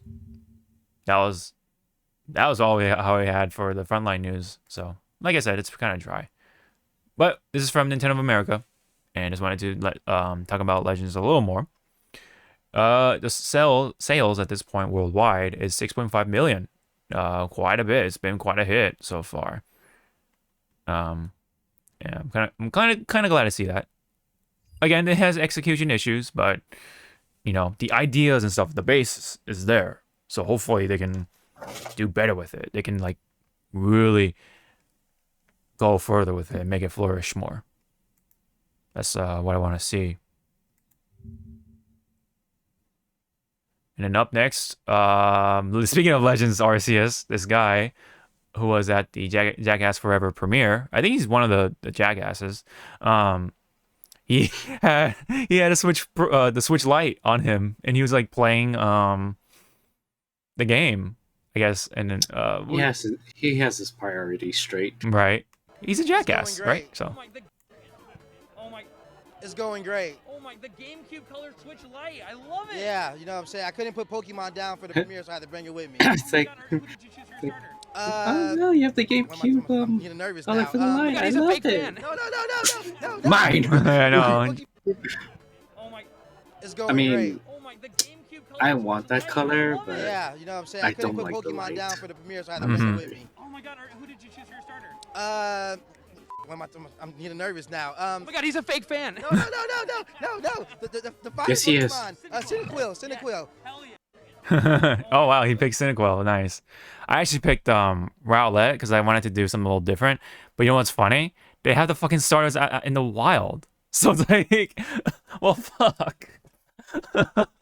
It doesn't matter who you choose, right? Like it's because you can get all the starters in the distortions or storms or whatever. It's like Pokemon Rush, essentially rush mode. You get a bunch of Pokemon coming in at once, and sometimes, hey, that's a good way to farm for shinies.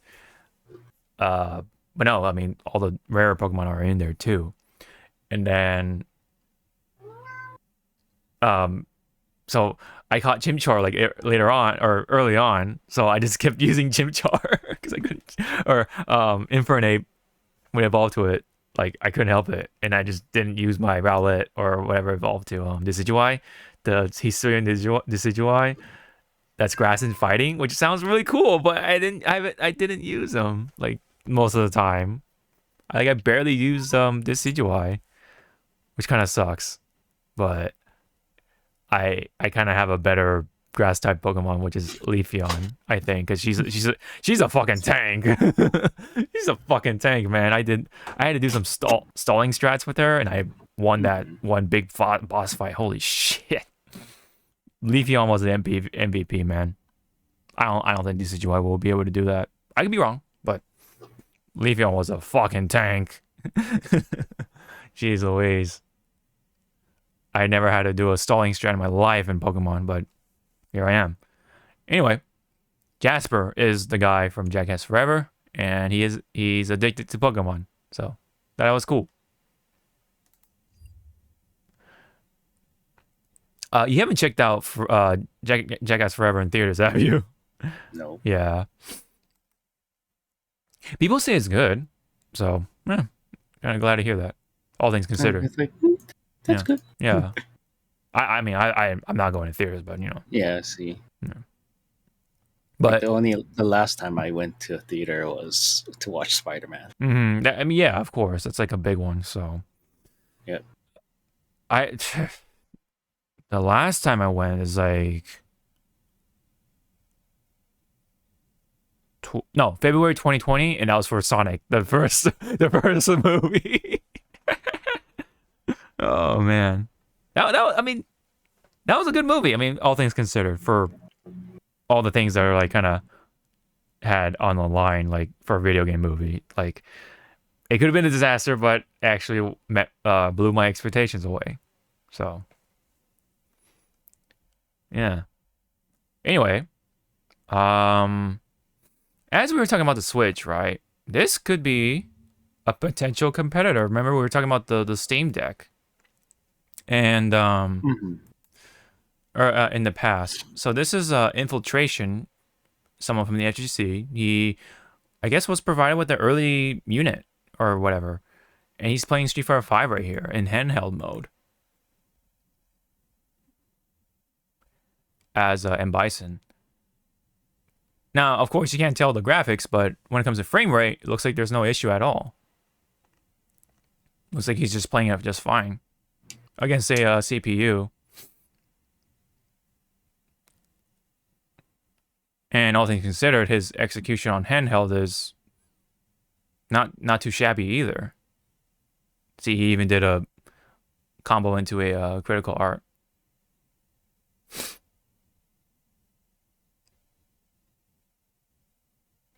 Into the Cycle Crusher, and then, finishes the round.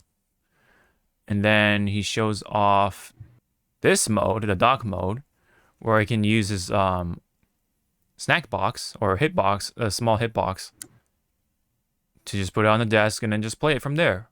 It's like a new portable setup for any FGC heads who are on the go once the situation kind of clears up, right?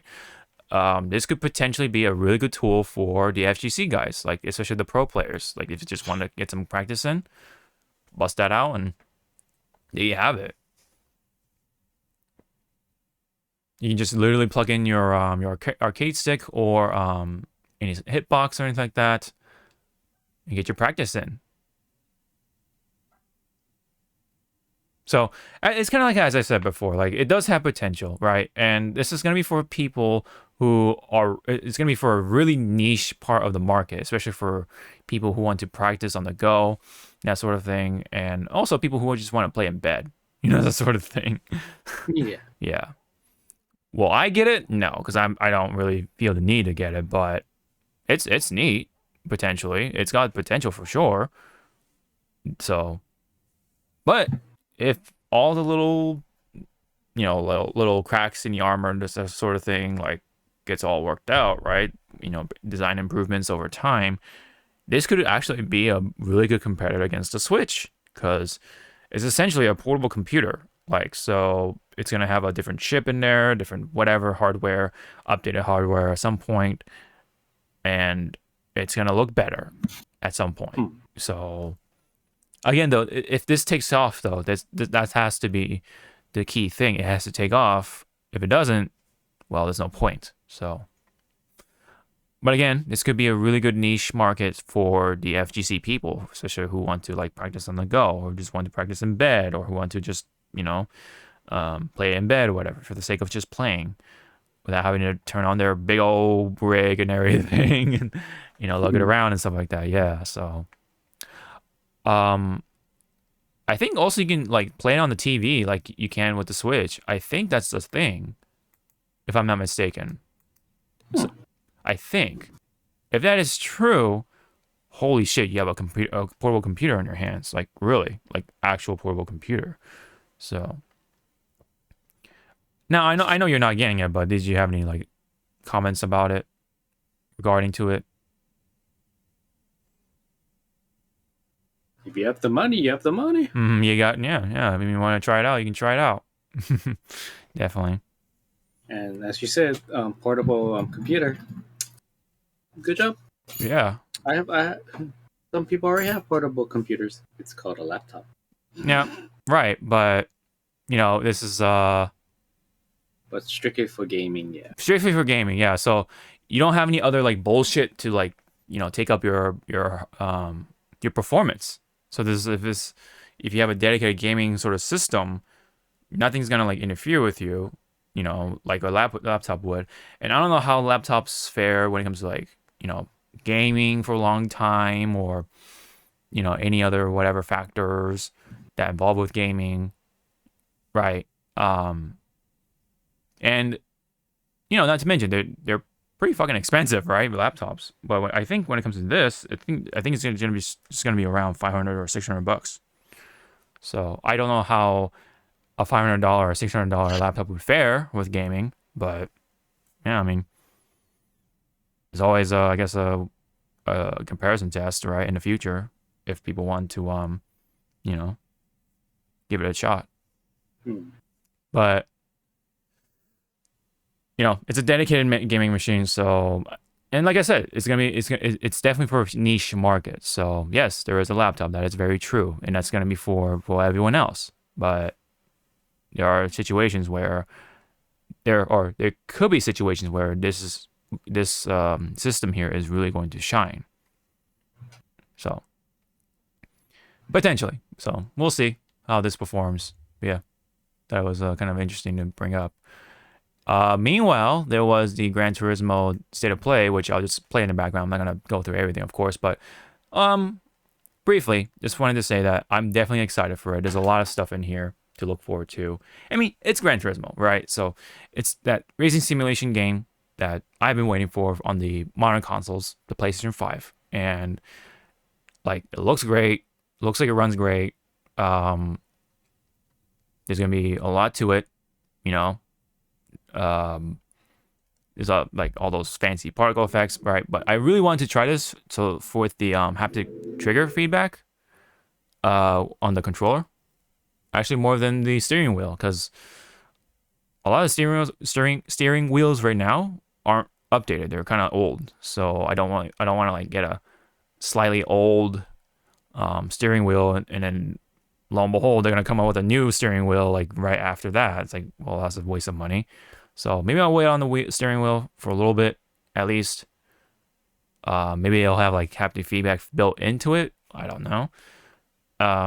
If that's the case, then I'm more tempted to get a steering wheel. But for right now, I definitely want to stick with the controller because the triggers and stuff like that, they've been hyping up. So,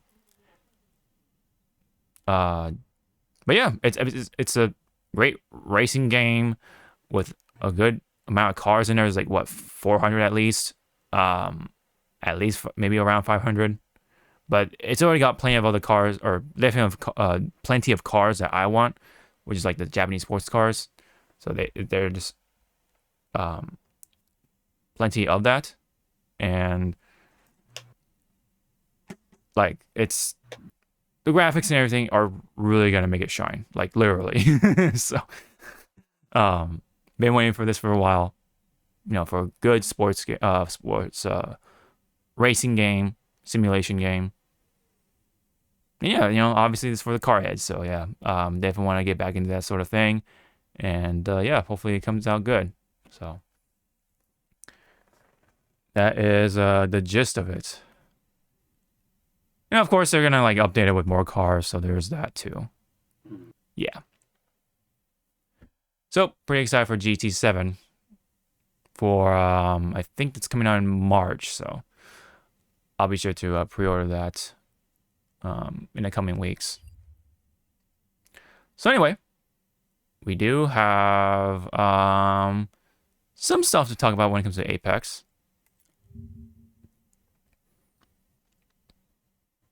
So we talked about this last time, right? With caustic traps, you can destroy them, but they didn't like actually say the big parts, right? What happens after you destroy it? So it is confirmed that the gas effects do still linger for 2 seconds after the barrel is gone. And now, detonated traps expire after 11 seconds. Previously, it was 12.5 seconds. So 1.5 seconds shorter, which isn't all that much, I guess. Each of them have 150 HP. And of course, yeah, they're destroyable after detonation. And then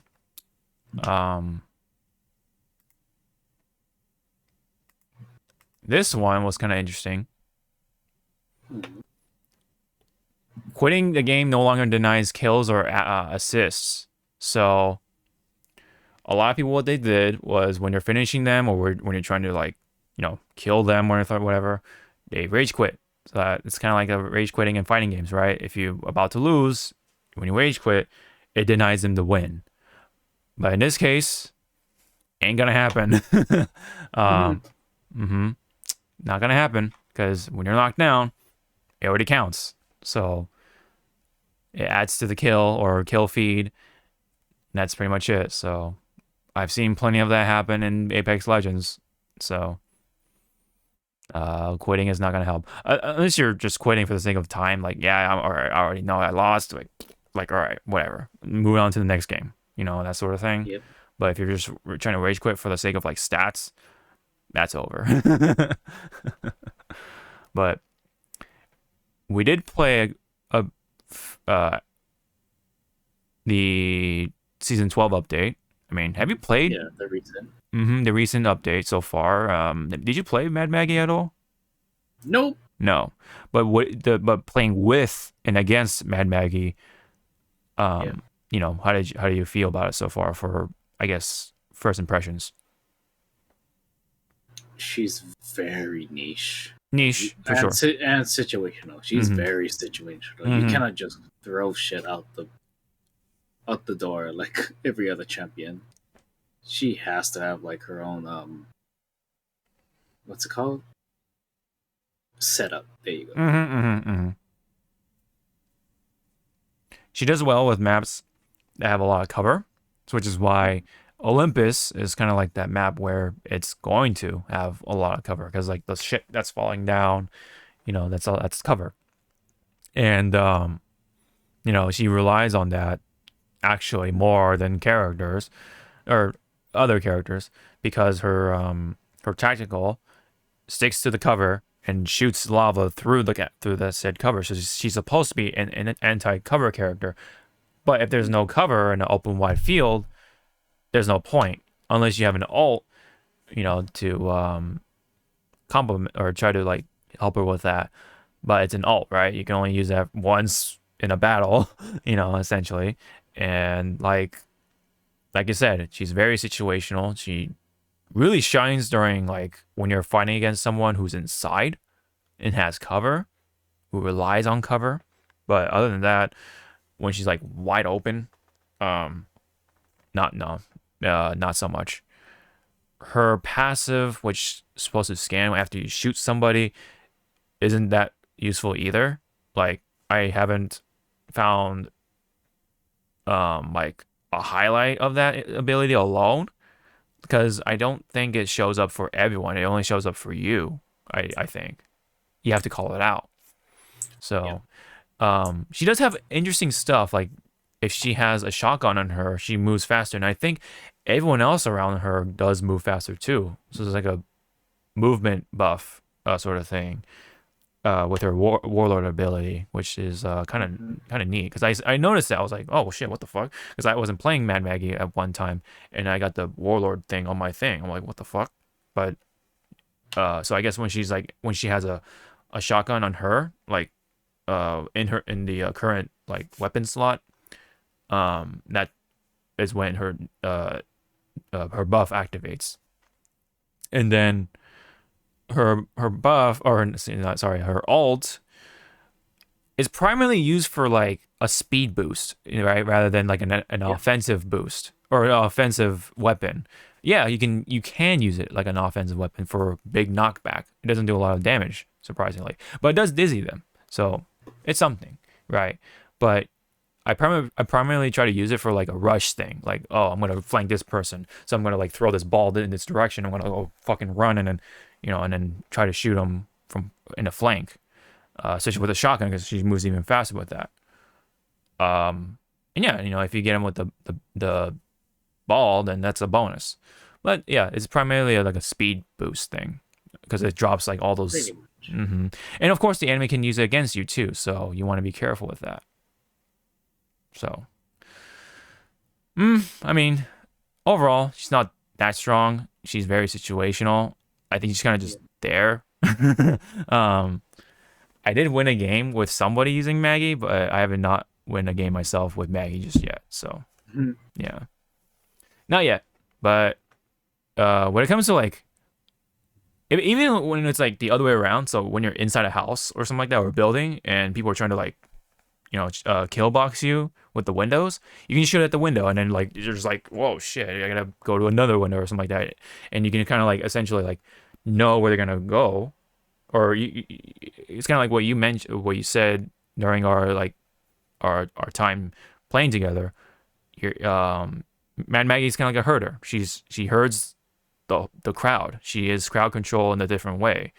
And she works really well with Bloodhound, Seer, those sort of scanning heroes, because you can kind of know which corner they're at. Or you can kind of like go like, oh, I'm gonna put you in this corner, so I'm gonna use my tactical, and then they're gonna like try to move to this side of the corner, and then so you can go from there, I guess.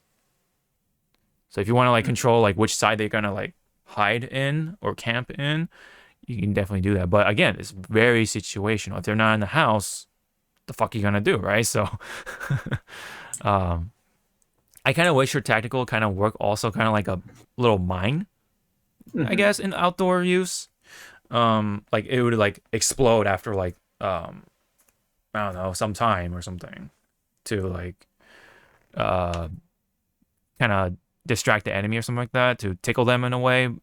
Because I noticed that when I hit the training dummy directly with the tactical, it just bounces off. I'm like, oh shit, so it doesn't stick to the person. It just bounces off like boom. It's kind of funny. So doesn't do a whole lot of damage there, but you can kind of tickle them like when it's like on the ground like this, and then like if you're like super close to it, like if your foot's like touching it, then it does some damage, but not too much. Yeah, so it kind of tickles them. So if you can kind of use it to like distract them from reviving someone, but other than that, not that great outdoors for right now, open wide spaces. But if there's like rocks and stuff like that for cover, yes, you can definitely shine a little better there, because she's anti-cover, like I said. So overall, not that strong, not that like overpowered by any means. But is she bad? No, but kind of just whatever, right? I mean, yeah, she got these things, but it isn't like it's not game changing. She's definitely not game changing at all. Now, in certain team comps, maybe, but not too much of a hassle, I guess you can say. So, I've seen Crypto with his buffs, which is actually kind of neat of how it works. I mean, I haven't played it just yet, but I've seen a Crypto on my team use it, and kind of cool. So I'll probably get around to it eventually when the weeklies have Crypto as part of it. So yeah, I mean, anything else you wanted to say about season 12 so far? Have you played Control yet? The new mode? Not yet. Yeah, I haven't played it either, so I can't say. I have no desire. Okay. I like my games fast and that stuff. I don't want to do stages, if that makes sense. That's what. Oh, like arena and stuff like that, right? Yeah. You kind of like the continuous sort of. Yeah, I want to get in, get out, get in. Mm-hmm. Yeah, you don't like being put into a box. Yeah, I get it. Yep, so that's season 12 so far. It's just another season for Apex, so I'll keep playing it until I get my stuff from the Battle Pass. The stuff in the Battle Pass is it's like the same when it comes to like all the other ones so far. Like there's a couple of cool things. I'm not even so like drawn into the weapon skin by the end of it, which is like for Hemlock, but it's like it's kind of whatever. It's like it has like a bit of a hot rod sort of thing going on, but yeah, if I reach to it, I reach to it. But yeah. Yep. But my goal is definitely level 50. I think, because that's where Maggie's music pack is. I definitely kind of want to see or grab her music pack to like hear what it sounds like and stuff like that. So I actually do like the music packs in Apex Legends, you know, to kind of spice things up a bit. I really wish I played during Fuse's season because I like his music pack. But I missed out on it, unfortunately. So I'll listen to it on YouTube, sure. But I kind of wish it was like in game for the sake of it. But I guess it is what it is. Maybe someday they'll put it in the store, but I don't know when they'll come around. But yeah, with that, I mean, when it comes to the character herself, Mad Maggie, I actually like her. I like her, like her New Zealand thing, the New Zealand flair she has. She speaks that native language, so it's kind of cool. And I actually do like her English dialogue too. I mean, I like her character so far. Kind of funny, bit of charm to it, and yeah, I kind of actually do like when she's talking. Does she talk a lot? Sure, but I at least I like it, so that's a plus. So it kind of reminds me of Taiki Waititi in a way, like a little bit, the way she talks. So it's actually kind of cool, because I think he's also from New Zealand as well, which is kind of vaguely similar with Australian, but yeah, they definitely have their own distinct differences. All right, anyway, that's enough on that. We do have one last thing from the anime, movies, and more kind of news. And this is with Boba, but Boga Boba. Have you watched all of Boga Boba? Yep. Okay. So a bit of a spoiler. Minor spoilers, right? Luke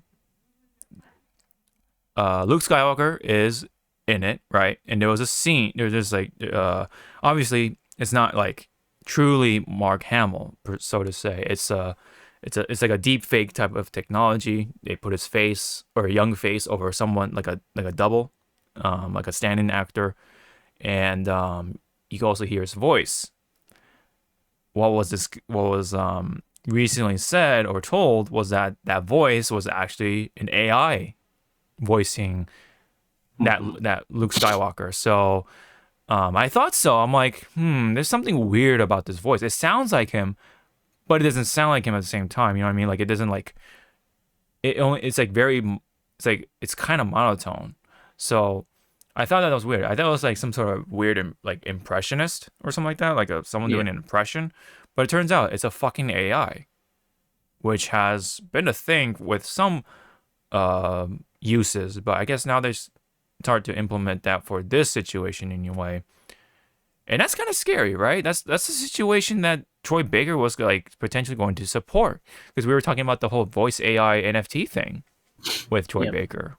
So, you know, like as I said, it will potentially replace those sort of people, right? The impressionists and stuff like that, voice actors. So that's exactly why this sort of voice AI doesn't work, because it sounds like him, but it doesn't have the same emotion behind it, the drive, the sort of instinct, the acting. It's missing, man. You have the voice, but you don't have the heart, the soul, that behind it. That's why it doesn't quite work at the end of the day. So, I mean, it does the job, sure, in this sort of case. You know, there wasn't a lot of emotion that Skywalker was giving off. He was being a master to Grogu, but you know, at the end of the day, it's like you wanted to have a person there rather than a robot kind of doing the job, at least for right now. I mean, it's not perfect right now.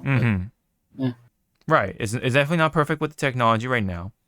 Could it improve? Sure, it's definitely possible. But is this something you would like to see though? Are you okay with AI kind of also be a part of the voice acting gig? to me, it's like it's such a muddy place to even talk about this right now. Oh yeah, for sure, for sure. But to me, it's like as long as the like, let's say the whoever the AI is trying to replicate our stuff, Mm-hmm.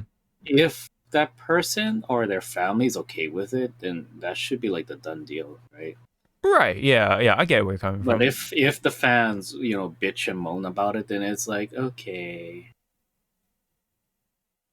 you realize like the person that plays your favorite character right now is about 65 plus years old. Mm-hmm. He's not gonna sound like he's freaking 30. Yeah. In their prime time. Yeah. Sure. Yeah. Mm-hmm. I mean, yes, nowadays we do have like really good impressionists or they sound alike, but again, the fans are gonna call out, going like, "Oh, that's not him. Mm-hmm. Mm-hmm. Why didn't you use the Right. real guys?" Like, it's Mm-hmm. like, cause he's old. Mm-hmm. His vocal cords are not Yeah. right. Yeah. They're not the same. Mm-hmm. Right. So again, it's like in that muddy water. Like, it's like I understand that this is gonna be off-putting for a lot of people, but Mm-hmm. again, it's like, do you guys are saying you really want this character to be in more media now? Right. Mm-hmm. This is what you're asking for. Sort of. Mm-hmm. Yeah, so it's like X so and so is not gonna live forever. Mm-hmm. Yeah. That's why again, like with Marvel, I'm kind of glad they're not doing something like this. That they have a CGI Stan Lee or Mm-hmm. Mm-hmm. Mm-hmm. or an AI like running around Mm-hmm. voicing Stan Lee. Like, Mm-hmm. and Yeah. again, I understand like, oh, you're disrespecting the actor, blah blah blah. If you do this route, but again, it comes to the point of like, if the family is If he is okay too, of course too. Like yeah. But yeah, I get where you're coming from. So again, to me, it's like at that point, like, I'm just watching the fucking show to watch the fucking Right, show. but I'm not yeah. diving deep into this. Mm-hmm, mm-hmm, mm-hmm. Yeah, I got it. It's like you guys. It's like you fans are nitpicking so many small. I mean, yeah, it's not maybe a small thing, but it's like at an outside view, it's like you guys are nitpicking. In the so grand much scheme of things, small. yeah, it really isn't the whole picture. I get what you're saying. Yeah. Mm-hmm. So it's like, how about this? The ones that's going like pitchforks and stuff with this. Mm-hmm, It's like, mm-hmm, mm-hmm. don't watch it. Wow. Okay. Until technology gets better, then don't watch it. And don't go act like, oh, I'm still going to support this, but I'm not going to support that. Then it's like you're not supporting it fully. Then you cannot pick and choose. It's definitely it's definitely like you said, a muddy water sort of situation. Very very gray, and very it's we're in this weird thing right now, right? We're in this weird phase, right? We're in that transitional period of starting to implement these things, and obviously at first people aren't going to like it, but is this something we're going to get used to eventually? Yeah, for sure. Like, technology is going to take over. We have this thing with the metaverse like really accelerating at this rate, especially with the pandemic. It really, like, it was like a what do you call, a powder keg kind of thing, and eventually something was going to set it off. And I think definitely the pandemic sort of accelerated that for sure. And it kind of exploded with this whole metaverse and AI and virtual reality, AR, or alternate reality, and all this shit. So we're seeing a lot of things right now, and we're definitely we're not liking it as a whole, but it's eventually going to be around. But for right now, my inner sort of boomer or nostalgic or whatever it is, right, says I don't like it. I'd rather have a person do the voice. You know, I mean, I don't care if it's an impression. It's you know, if it sounds good, then great, right? Like if it sounds at least, you know, decent or serviceable or whatever, you know, great. You know, at the end of the day, yeah, okay, an AI voiced this Luke Skywalker, but am I so hot and bothered by it?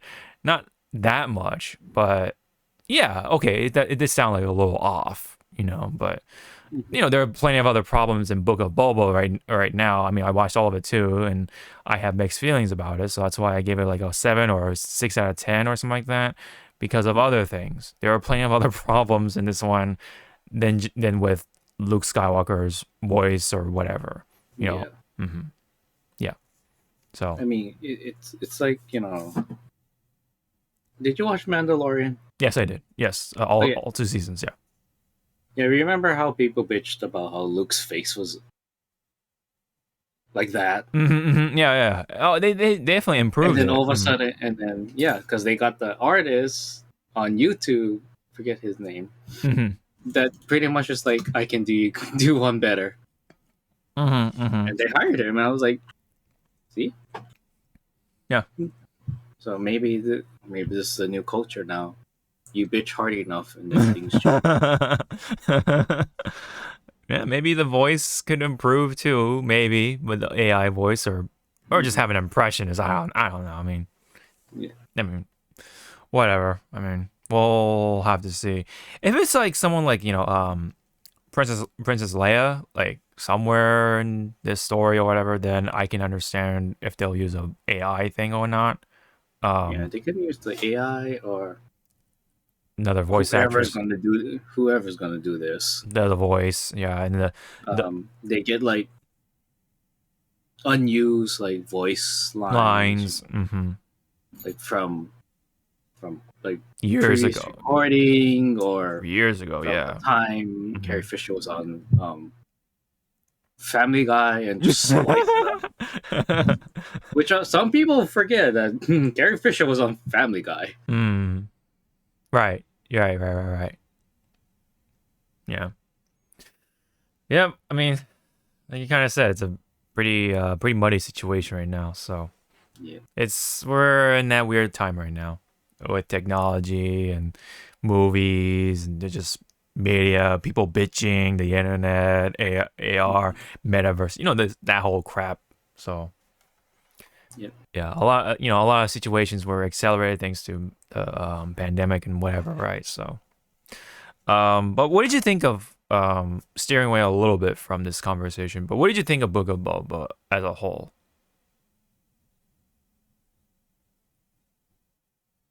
Could have been better. From what, you know, they have at the moment, because, you know, Disney freaking went overhaul with what is canon and what is not canon, what source materials you can touch and stuff. Is like they did the best they could. That's why, again, I really hope she gets kicked out of there, because she's like Kennedy or Kennedy, Catherine Kennedy or whatever her name is. Yeah. I'm still freaking reeling, because again, when the whole thing debacle about the new trilogy was being made and stuff, and she outright just said there's no source material that we can look back on to like base on our new trilogy. He's like literally like, we have comics, we have books and stuff, and then she goes like, oh, I didn't know those existed. It's like, bro. There's plenty of like other TV shows and like all this shit, video games, you know, like it's like, what the hell do you mean you didn't know it existed? This is a multi-billion-dollar franchise, and this is, or whatever, right? Multi-million-dollar, billion-dollar, whatever. This makes a lot of money, and you're telling me that you don't know about the other source material? And then it's also on the point like, you can kind of blame it on Disney for also, when they acquired it, they kind of like gut it. Yeah. Like, okay, you know, like okay, this is on canon. This makes zero sense. Okay, let's use this. Yeah. But given here for Boba, I mean, For Boba, they did the best they could. Yeah.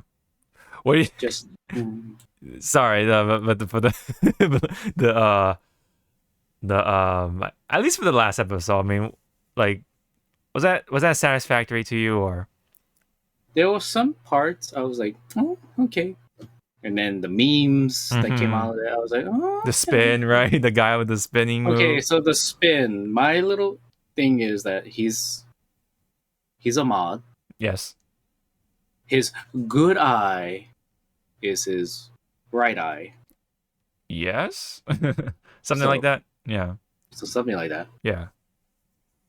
So him doing the spin, unless I did not fucking hear him saying that he can see in the back of his head,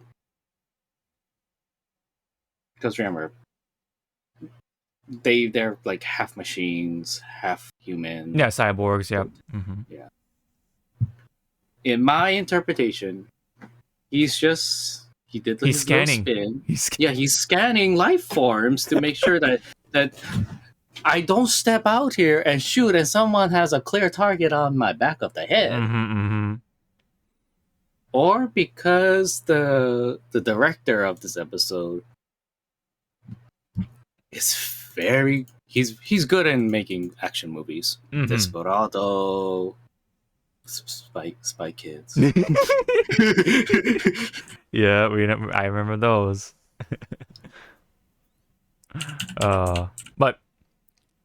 But yeah, to me that whole spin thing is like, yeah, like it's hey, if this show came out back in the 80s and 90s, everyone would be fucking eating that shit. Like, oh holy yeah, shit, dude, yeah. It like Star Wars. Hey kids, remember Star Wars was created in the 70s, right? 70s. Yeah. So they're still trying to have that flavor. Yeah.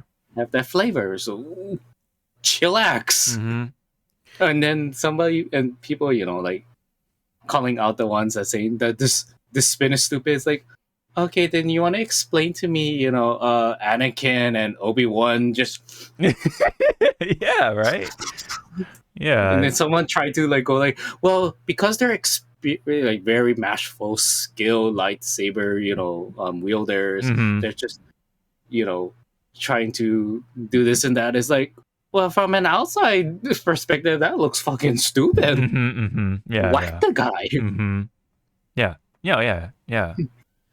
It's just one of those things. Like it's they're just trying to add flair to the show. Like, oh, I mean, yeah, he can fucking just crouch with his knee, like boom, like that, right? But you gotta sometimes you gotta have some pizzazz. Yeah, pizzazz, exactly. What would have killed me? Like, not like, oh my god, this is stupid. Like, oh my god, they did that. If he did a spin and fucking doves just flew out, I'll be like, wow, John Woo. Like John Woo. Yeah, like alien birds. Those doves? Some like alien. Yeah, I'll be like, where the doves came from? Alien doves, yeah. Desert alien doves just fly out of nowhere. Or that would have killed me. He did the dive, like. Oh yeah, he did the bullet time dive. I would be like dying. I'd be like, it's like, okay, someone in the VFX. Well, the stunt director was like, having so much fun right now. Stunt director, the director, or whatever, right? Was watching a lot of John Woo before. And then again, to just end the spin is like, okay, you guys are complaining. He's doing a pretty much a 360 no scope. Yeah. Anybody, you guys forget that Palpatine did a fucking Psycho Crusher at episode 3? Yep. Yeah. While screaming, yeah. Exactly. I am surprised that M. Bison is not screaming like that when he does that. Psycho Crusher. Yeah. So Yeah, you have to it's think like- about all like the back flips and the front flips and all this like flipping shit that they do too, like the flippy dippy and the hippity hippy dippity. dippy dip and the spinny spins and like Yeah, that's why I'm like, it's like if you're trying to say like, oh, they have the technology to make these action sequence look like the animated, is like you realize it's actually much easier to animate fight choreography versus real life because a person cannot bend like that or get in a split second after they get kicked down. Yeah, like when Trust me, when I used to do like martial arts, if the person that you're training with kicks you too hard and you don't have like proper padding or stuff, it's gonna take a while for you to catch your damn breath and go like, yeah, good shot, but yeah, fuck. yeah, man. You ever get hit in the solar plexus? I mean, you're down for like long ass time, Okay, That sort of- ever got like you missed a block and you really like feel the full force of like someone's punch or their chop and you're like, oh Yeah. or the famous one, okay, we're gonna teach you to do a mid kick. Nope, that leg wasn't raised higher, so something got hit and you're on the ground going like, I think I see Jesus and my great grandma coming down. Yeah, I mean, Goodbye, kids. also, yeah, like trying to do a fight scene and CGI versus like hand animated, traditional, whatever, right? Like when it comes to hand animated, you can definitely get away with a lot of things. Yeah. But with CGI, you have to get it right. You have to make it look real and CGI. believable. And then with actual like actors involved doing stunt coordinating and stuff, it's like, yeah, you can train for a week for just this like 30-second shot. You're rolling the dice that anything can fucking happen, like a misstep. Yep. Twist your ankle. Yep. The ankles twist, but again, it's like this is why they're professionals. Yes. And then there's these actors, bless their heart, William Dafoe. Who are willing to do it themselves. Yeah. Yeah, but at least they get like proper Training. training beforehand. Yes. Yes. So props to like that. But when it comes to like high action scene, it's like, which I don't think, they didn't really have. But but again, people who are to end it, you're complaining about the spin. Go look back at the prequels. There's some weird shit in there. Or not even just Star Wars. Like, take a look at like fucking like all the wacky shit that you would see in like action movies. Oh yeah, too. like old kung fu movies. Like holy crap! It's like why did he have to spin to get back up when he could just go like, I'm up? It's like there was in Kenny's thread when he had his comment about the spin move, right? And there's someone put a really, really funny but perfect clip of someone in Power Rangers doing a bunch of backflips, right? And then like and then when he got to the one of his like his teammates or whatever, the Power Rangers, he's like, "Are you all right?" or something. like bro, you just walk up to the Power Ranger and say you're all right. He's flipping and dipping and shit. Yeah, but he was like doing all these cartwheels and backflips and shit, and just like, "Are you okay?" For no good reason. Yeah, I see it. Yeah. I mean, that's Toku. Well, it's the original Power Rangers, the movie, but okay, when you put it like that, it's like, okay, so what you guys are saying, this unnecessary spinning, you're gonna love watching Super Sentai and Kamen Rider. You're gonna have a freaking ball. Yes. They do a lot of stupid shit. Yeah, have you watched the fucking Matrix too? Like, are you kidding me? You're gonna complain about a little spin versus all this like fucking flipping and shooting like this and bullet time and like, And then to well, to almost end it off. Right. Remember the wise words of Anakin Skywalker. I'll try spinning. That's a good trick. Oh yeah. There you go, kids. It's canon now. Yeah. Spinning is a good trick. It's a good trick. Yep. But but with Boba, right? You like you said, could have been better, but I enjoyed it for what it was. I do have mixed feelings for it. It's like a 6 out of 10 for me, but I think it got better by the end of it. But the whole middle and whatever, right? It could have been better. They could have handled Boba better. I wish he was treated more like a badass, but there are just things that kind of like really got in the way to make that happen. Yeah. So by the time this episode roll out, it's a little too late sort of thing. But I still enjoyed it for what it was. I mean, there's cheese to it. There's all this stuff, sure. But, yeah, I mean, I guess it really depends on how much you like Boba Fett. I guess that plays a factor too, So, I mean, I personally could have or would have liked to see Boba handled a little better, but, I think it's still worth a watch, in my opinion. And, it's you'll have a good time with it, I think. Could have been better, yes, but it's not the worst out there for sure. Not the worst out there. Definitely for sure. So, if you had to or were to give it a score out of 10, what would you give it? A low 7. A low 7, yeah, that's fair. Yeah, I give it it's like a high 6 or low 7 for me, somewhere in between those things. Yeah, it's a low 7. Mm-hmm. You cannot like dance around it. Yeah, what's kind of sad is that the best episodes weren't really the ones involved with him, right? Yeah. Oh my god, like Mandalorian, dude. It really contrasts of how much he is a badass with this Boba Fett. It's like as some of the viewers of Boba said, Mandalorian is what Boba was supposed to be. Yeah. Yeah, and definitely. It's like, see, kids, this is what happens again when some of your source materials are not now considered canon, to which it's easier to write a new character, but have some like source materials to like incorporate it. Yeah.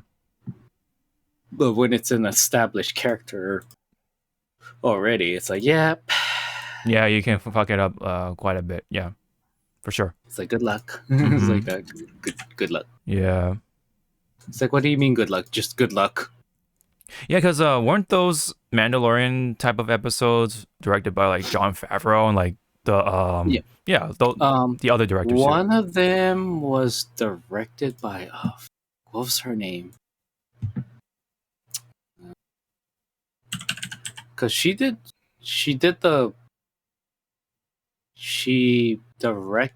the episode where Mando showed up again. I'm trying to think of her name. Oh, Bryce Dallas Howard. Oh, okay. If you don't know who that is, for you kids, she's the lady from Jurassic World that ran in heels away from a T-Rex. Oh man. Jeez. So yeah. Yeah. I hope when the new Mandalorian rolls out. She did good. Yeah. Like as a director for that thing. Yeah. Directors like her should definitely be piloting the episodes and for hopefully for season 3 Mandalorian. Yeah. Yep. I mean, I kind of want to see Robert Rodriguez come back, but like as maybe a co-director or something like that. At least for some of the episodes, maybe. Maybe not so much a solo director, because there are some cool things that he could do. It's just, I don't know. Overall, that's it can get a little wacky. So there's gotta be someone to sort of like ease it down. All right, just use that wackiness for the ones that I kind of just want to see like, it's not gonna happen, but just have like one episode where or not James Gunn. What was the director for the last sequel? The last not the Last Jedi. Rise of Star Wars. Skywalker? Oh, Adam fucking shit. Damn, it just slipped out. Yo, no, J.J. Abrams. Jeez, God, fucking Yeah, damn it. Abrams. The Adam, like Abrams, kind of like fucked it up for me. Like, okay, so Abrams, J.J. Abrams. Thank you. Okay. I kind of want to see like one episode. Could be The Mandalorian. Right, with J.J. Abrams. Could be Ahsoka. Mm-hmm. Oh, right, Ahsoka. And there's the Obi-Wan Kenobi. Yeah, it could be Obi-Wan. Like one of those that Abrams just comes in and be like a co-director. Mm-hmm, You know, so we can have that pizzazz. mm-hmm. Because again, I thank Abrams for polishing a turd that was fucking destroyed thanks to the Rise of Skywalker. I mean, Last The Last Jedi. I still hate that fucking director. Yeah, I'm not making this movie for the fans. I'm just doing it for money. It's like, Yeah. well, sir, you're going to die. yeah. I mean, he's a good director for other movies because his Knives Out was a really good movie. But when it comes to Star Wars, like, yeah. I don't know what they were thinking. yeah. I think they The were just moment- thinking like, yeah. wow, he's a good director. Let's use him. It's like, yes, but does he have the passion for it? Yeah, the moment when he said he was gonna make his own thing, like, ugh, you're not Yeah. really supposed to Like, do I can that. understand if he wants to make your own thing, but Yeah, if there's like an established like story. established like set like Mm-hmm. 1, 2, 3, 4, 5 like Mhm. steps, kind of please follow it because Yeah. this structure is kind of sacred to like some people. Mm-hmm. Yeah, Star Wars is just one of those things where you really can't fuck with it unless it's a new Star Wars. Okay, that's fine, but Yeah, when he said I'm gonna make my own thing, it's like, oh, so you're going to do like another type of Star Wars, right? That's not part of this new trilogy. Oh, okay, never mind. There it is. yeah. Yeah. Oh well. Yep. All right, well. So then, Anyway, again, kids, closing. closing. Book of Fett is good. Could be better, Mm-hmm. but you be the judge, jury, executioner. Mm-hmm. It's also, and then this is kind of sad. The side characters are actually my favorites. Like Yeah, Fennec. that's fair. I like Fennec. I like Fennec Shard. Oh man, and of course Mando. Mando, and then the mechanic. mechanic. Yeah, the mechanic was really funny. You do not say his name because I know who you are about to say. Yeah. I was gonna say Someone the came back cowboy. I was gonna say from- yeah. Someone came back from the Clone Wars. Yeah, it was And also from a bounty Rebels. hunter. Let's just say yeah. He looks good in. You look really I mean I'm not too familiar with that character, but you look really cool on screen. Like Yeah. But what pissed me off was someone like saying like, this is how he looks in like in the show, and then they just try to touch him up to match the Clone Wars Rebels, and it's like, okay, one, you realize this is like 10, 20 plus years mhm. after these events. You touching up his skin color is not gonna fucking make sense. Mhm. Like, I'm sorry, when you get old, some things are going to fade in color Mhm. unless you are rich Yeah. and can afford the best like plastic surgeon or like the best plastic surgery, you're in a tanning booth like 24/7 to keep what Like a your weird, skin look like, yeah, or you go Nice. into a spray tan booth. yeah, nice dark luscious color. Like for me, weirdly enough, my skin was darker than what you see. Huh? Yeah. So I am. Do I miss that? No, because let's just say when we went to like amusement parks at night, I got lost and forgotten from time to time. Oh damn, man. Damn. Like I would be wearing like white or like really bright colors, and then all of a sudden it's like, "Where's hello?" That's kind of yeah. That's oh man. Like at that moment, I was like, "Wow, I'm Kevin from Home Alone." Mm-hmm.